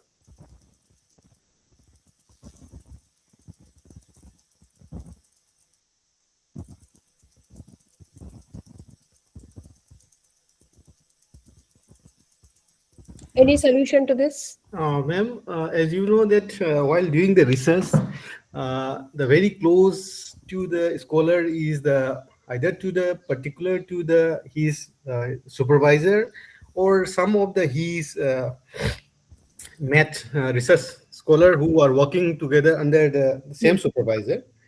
Okay, so the two teams are very close. One is a supervisor, and another is the other scholar who are working in the same area.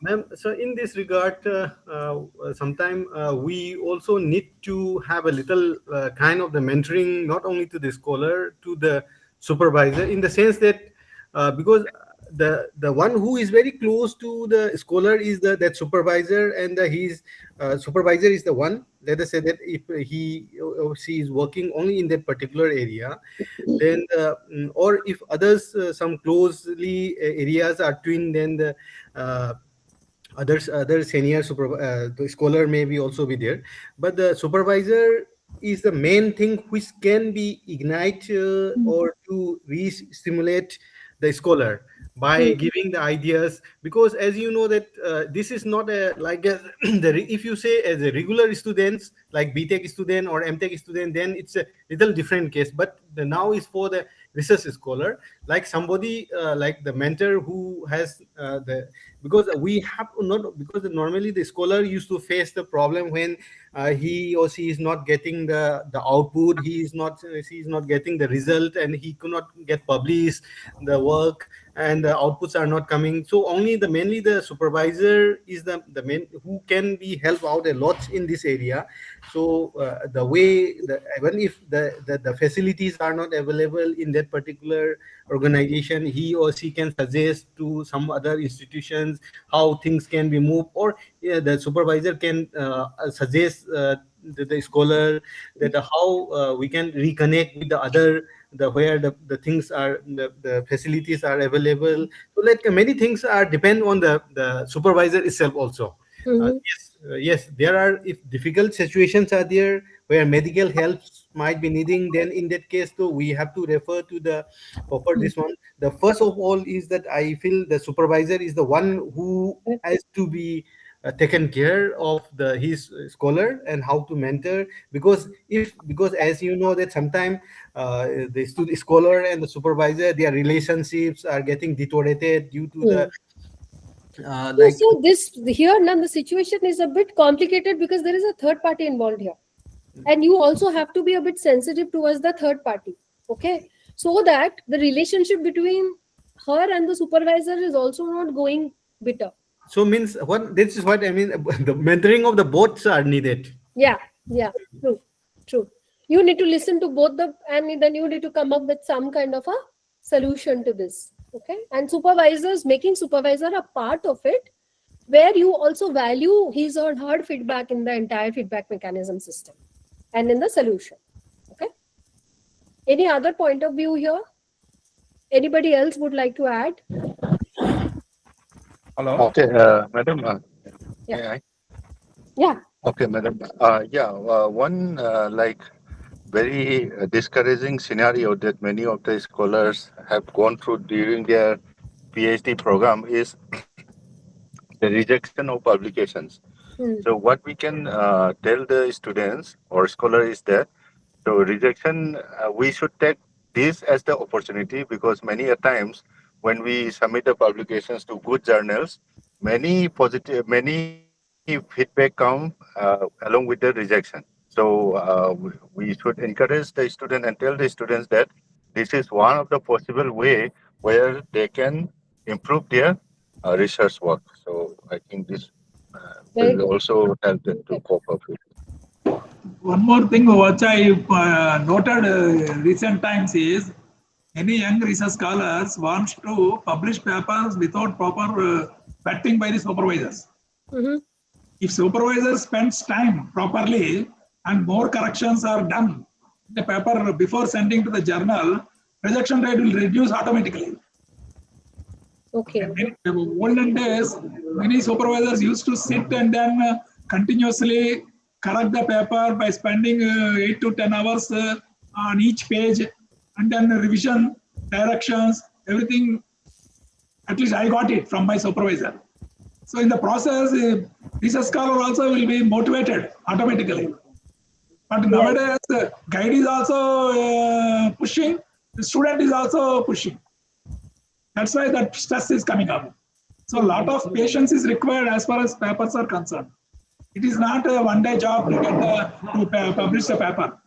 A lot of work is to be done, properly should be written, and then plagiarism needs to be checked. So many factors are there.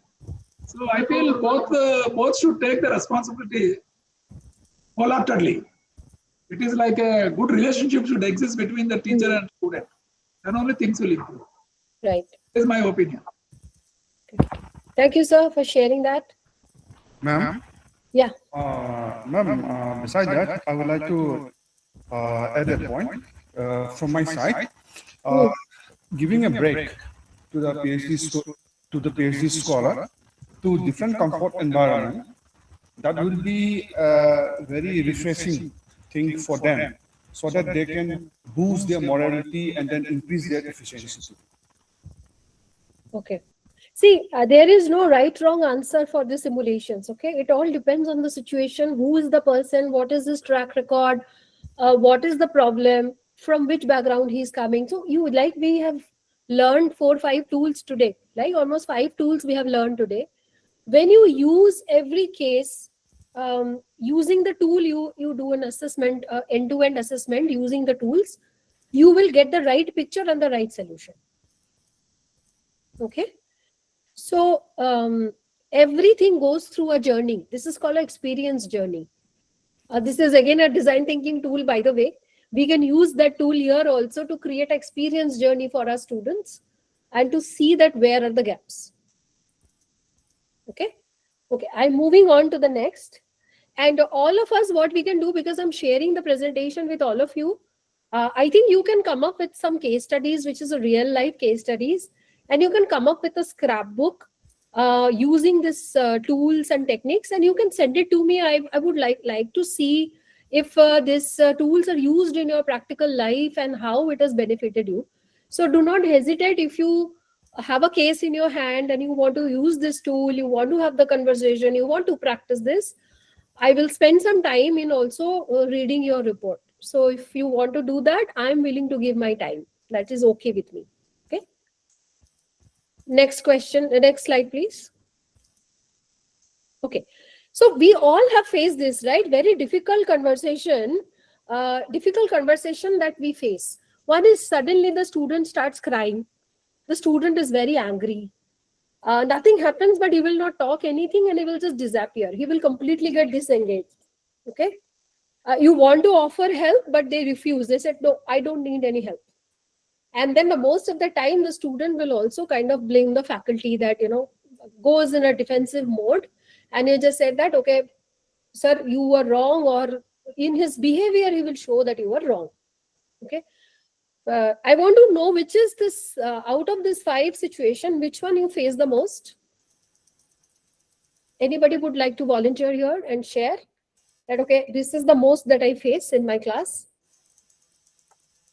Like, you want to have a discussion, but the student is avoiding using these 5 tools. Any cases that we can share here? And you don't know what to do. It's very difficult for you to navigate through this situation.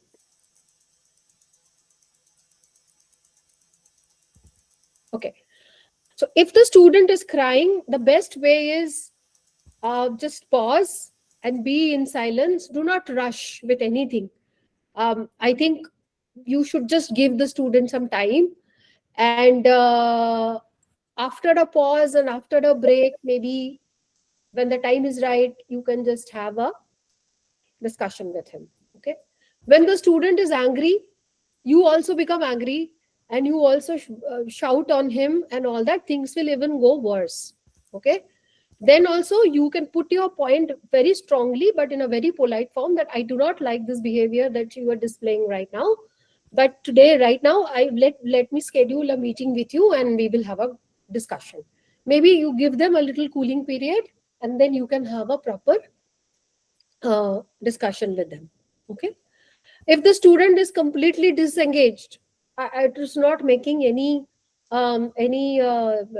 things to me, I think you can just ask. We have learned today how to open a question and wait for the answer, right? So we have learned a lot of opening questions, that if you are facing a problem where student is not engaged, I think in all our simulations we have practiced this. Now you know what are the opening questions. You can ask one of a very meaningful opening questions and you wait for the answer. Okay. If the student is completely refusing your help, they're saying, sir, I don't want your help. I'm good. I don't need the help. Okay. and you also walk away and you said, okay, I also don't care, I don't care, the things will only go worse.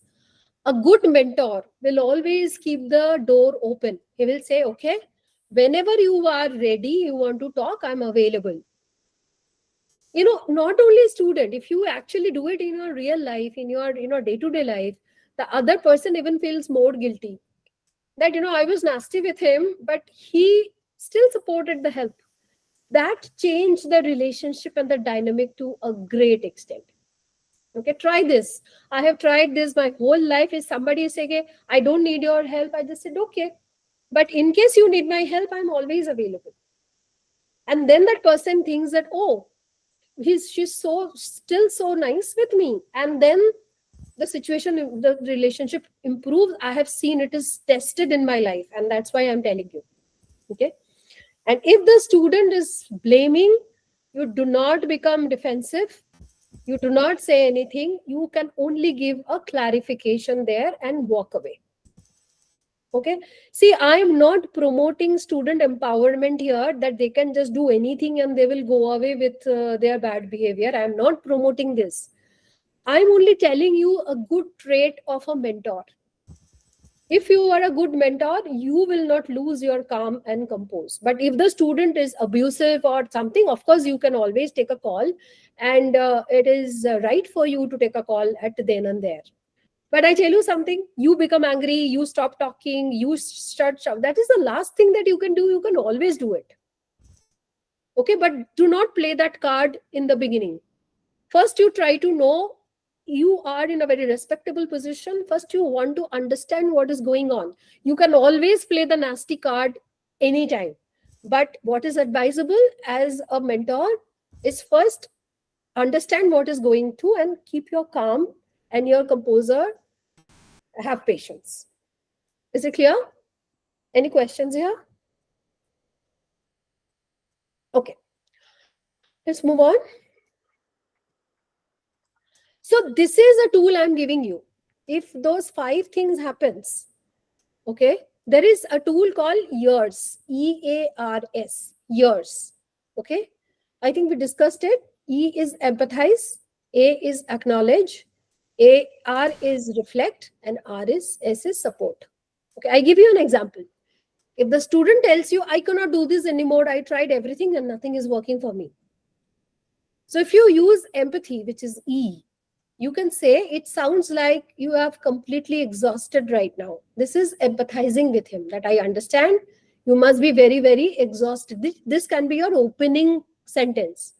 Okay, I understand that you are very, very exhausted right now. And then you say what you want to say. Okay, that will completely change the perspective. That will completely change the discussion between you and your student.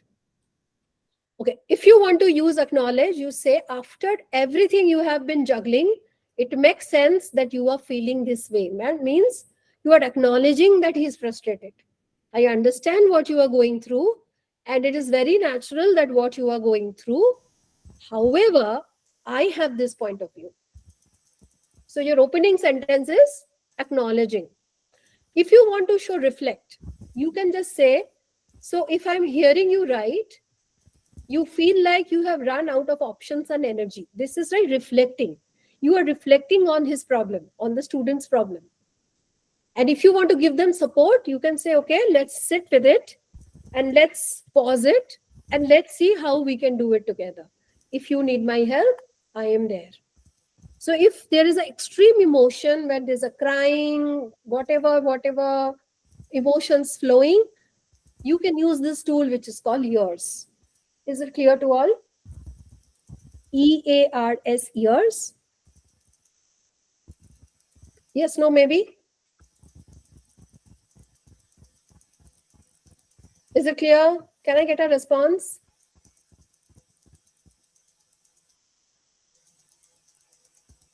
Am I audible? Yes, madam. Sorry. Yes, ma'am. Sorry. All right. Let's move on. Okay, this is when mentoring is not enough. I think we already spoke about it. I don't want to repeat it. If you think that there is a red flag where he wants to harm himself, there is a suicidal tendency, there is a substance abuse, there's a severe depression, or there is a risk or a violence, okay, you will not do mentoring at that point in time. You will do a referral where you will go for either support, refer, you will document the thing, and you will do a follow-up on this. Okay, do not take this in your hand. I think we spoke a lot about this. Next slide. Okay, this is something that I am, if you want to build a culture of mentoring, these are the tools that I'm giving you. One is that you can have regular mentor meeting. You can have a tracking system. You can have a very clear referral, like everybody who is calling and like you need a counseling. So you can, if you are referring it to the counseling cell, you can keep a record. You can create a peer support structure, like I mentioned, that either the senior person can buddy them, or you can do a peer-to-peer or senior to junior mapping so that they feel comfortable. And you can also do some career conversations with them at a very regular intervention. These are some structured way of doing things. Okay, next slide. Move on. Next slide. Yeah. So we have almost, this is the last slide. What I want all of you to do is, we have spent almost 6 hours with me and 2 hours with another expert, right? So you have spent the whole day today. So I think we should go back with some commitments as a mentors. Okay. What I want you to do is,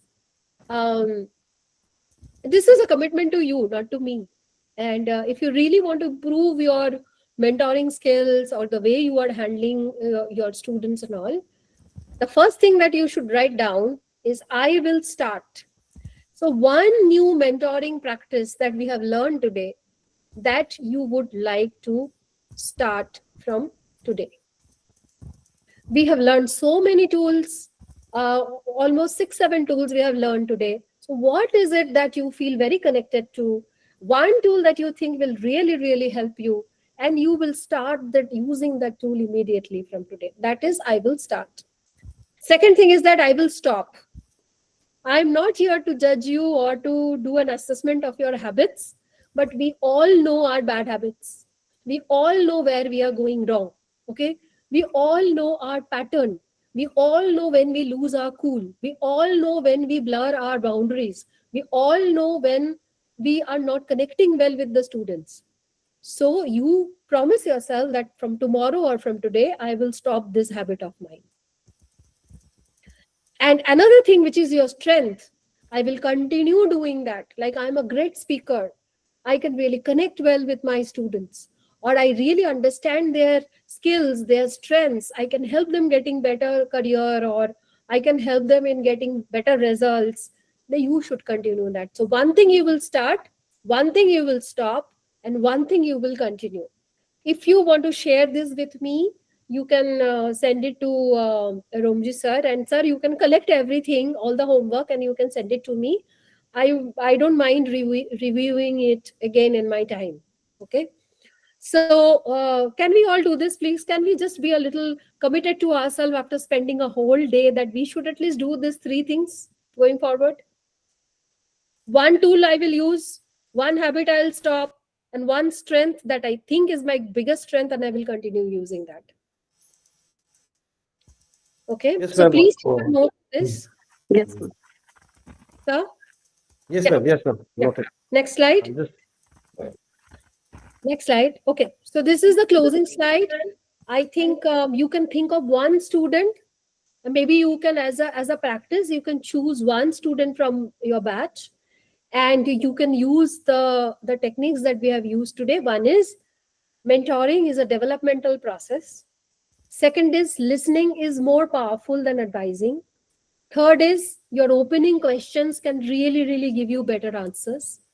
Number 4 is, if you do an early intervention, you can actually change a lot of outcome, because the early is the intervention, the quicker you are in your approach, the better you can save actually a lot of things then. Okay. And every faculty member can actually influence the success of the student. Okay. So this is a takeaway I want all of you to have a very closing reflection on this. I think my 3 classes, I tried to maintain this across so that you get benefited in your in the future by using these techniques. I'll close it with it. Any questions? I would happy to answer. Any questions? Any questions from anybody? I'm happy to answer. Madam, this closing reflection, this particular student which we are supposed to choose, are there any specific, some points are given though. So, is it also relevant to some health aspects, say those who are mentally depressed?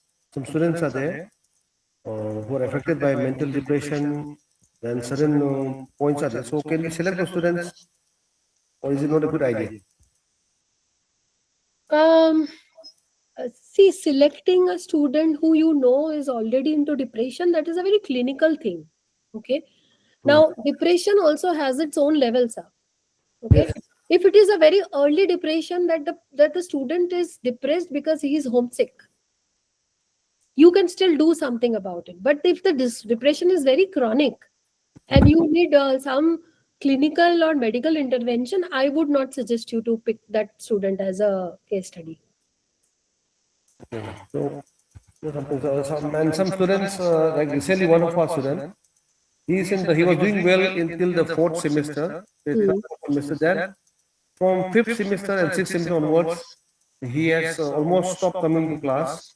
Then so we could somehow persuade him and we encourage him, and then we took him to the psychologist. So he was the doctor gave it a few lines in his prescription. He wrote that gaming addict. It means to video games now. And then he's not eating in properly and all those things. So those students, I think they should be kept out of this loop. I think for a time being. Is there any solution for? So what we can do, sir? Don't straight away go and attack them. I think let's choose one person. Okay. Let's choose one person and see how is this sampling. So I'm doing a sampling of the population. So if say 20 students are like that, let's choose one and see how he reacts to this. And then we can decide whether we would like to take this up as a case or we do not want to take it up as a case. So we can give it one try. We can pick one student and but we need to do a very smooth talking here, like no pressure, nothing, very, very smooth talking, understand from where he's coming from. He may not even open up. That is the problem. So if one of our faculty is very, very confident to talk and can use all these tools and understand these tools, give it a try and let me know what is the behavioral pattern of that student. Then I can tell you further if we want to continue with the student or we want to drop it. Also, ma'am, when we approach the student, there should be no embarrassment to the student. When we just select or approach students for mentoring, they should not be embarrassed. Like, give me an example, sir. Like you're feeling very odd. Why sir is starting talking to me? No. So, see, I would suggest doing things publicly in front of people, even if you are trying to help him. Okay, don't help him in public. You also need to test the water. So you can do small talks first, very small talk, just to become a little friendly so that he also is not suspicious. What happened to sir? Why is he suddenly so friendly with me? Okay. So maybe you can couple of times you can just, hey, what's happening? How are you? All good and all that, and keep it very casual and small and private. Okay. Once you increase the frequency of your interaction with him, he will approach you. I can guarantee you on that. Okay. Do not open all your cards on day one that, oh, you know what, I want to help you. Come to me. I want to help you. I have frameworks and I will help you solving your problem. No. First, you have to lay the ground, the foundation, so that he steps into that foundation and talk to you. Okay, sir? Right, ma'am. Okay. If you anybody has any like when you apply this framework and you think that you need more guidance, I'm always available. You can always call me and talk to me.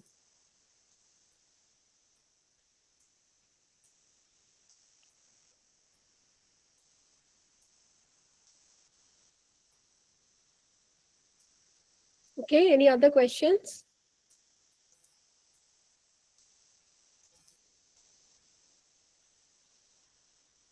Any other questions, or we shall close this class today?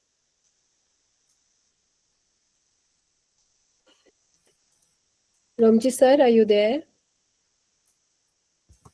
Ma'am, I'm there.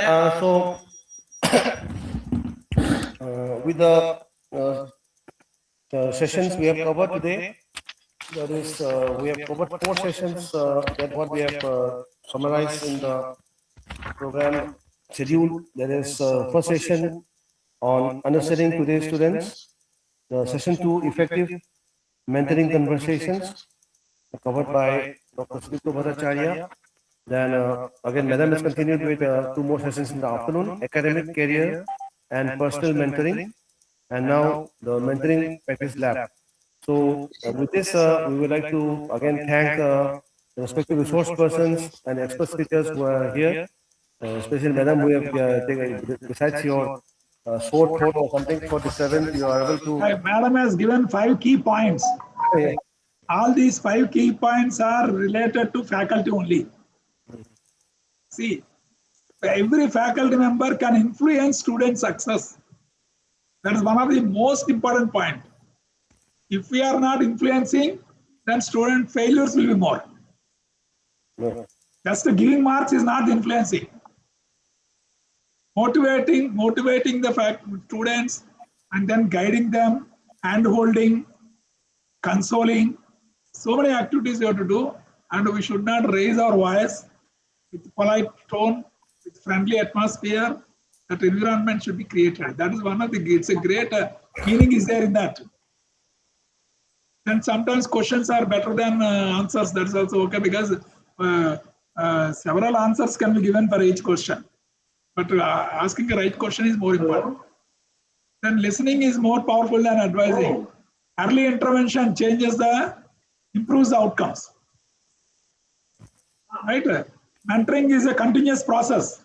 It is not one-day job. Yes, yes. See, these are all some of the key points every participant should understand wholeheartedly and then contribute in the student success. I'm very much thankful to Dr. Signa for giving excellent closing reflections. But I thought of attending right from day 1 in the morning, but because of my delay in flight, I could not join, but I attended in the afternoon session. Thank you, madam. Thank you. Thank you, sir. Thank you for the closing note. So, Jagat sir has also given some very important points regarding that. Mentoring session should not be, you should not think of a 1 day or just a conference or workshop attendance. So, we have to keep up this regular routine with us as faculty members. So, with some tasks given by Madam and some of us given, Dr. Sudipta Bhattacharya. So, we hope that all the faculty participants will kindly take up those tasks and submit it within certain time so that whatever is left behind we can cover up, and then we are able to assess ourselves. My point is actually mentor-mentee reports once in a 15 days.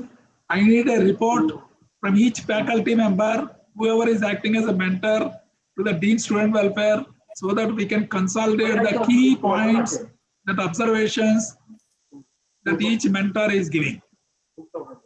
That is very important, and you should maintain every faculty member should maintain a diary, mentor-mentee diary, and discussions, points used to be recorded. Yes, at least that we should consider as a takeaway from this training. It should be implementable. It is easily implementable. Yes, sir, that we have to maintain because after we must maintain. I want a monthly report from Dean Student Welfare. So because this also we need to summarize, and while filling up that trigger point analytics framework, we will require all these information. Right. Okay.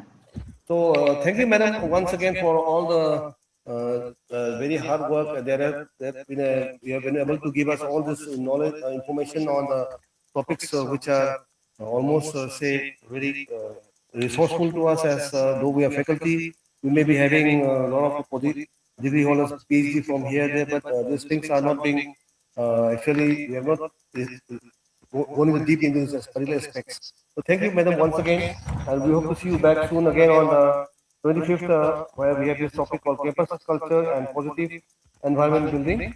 So for the time being, again, I thank all the participants, deans, head of departments who have helped me to nominate the particular faculty, and along with that, the administrative staff who also are here with all the support to make this first day's program successful. And I hope that we will improvise again with the days to come. We have again 6 more programs to come. So with that, I then again the participants again I request that those who are in station here kindly come and be physically available here in the conference room, so that the resource persons are demanding for some interaction. They want to give us some tasks and group. So that can be only possible if we are here physically. Then those who are attending in online mode, kindly please make sure that your video modes are on. That is what the resource persons have requested, so that they also feel interactive, they also feel energetic, and what they wish to impart or tell will be more effective. That's what they said. So with all this concluding remarks, it was a good day session, and we hope that we'll improve with the days to come. And then one thing, Sir Director has only given a task that the mentee report should be submitted every month. So that task should be taken up. And a few things like we have done about the learn monitoring framework, which was one of very notable framework which Madam has given us, and 3 dimensions of this monitoring for this academic, career, and personal. Those are important points which were noted. So with all this, I thank once again Madam Dr. Susan Mazumdar for giving us all this support and giving all the time for all this to make this happen.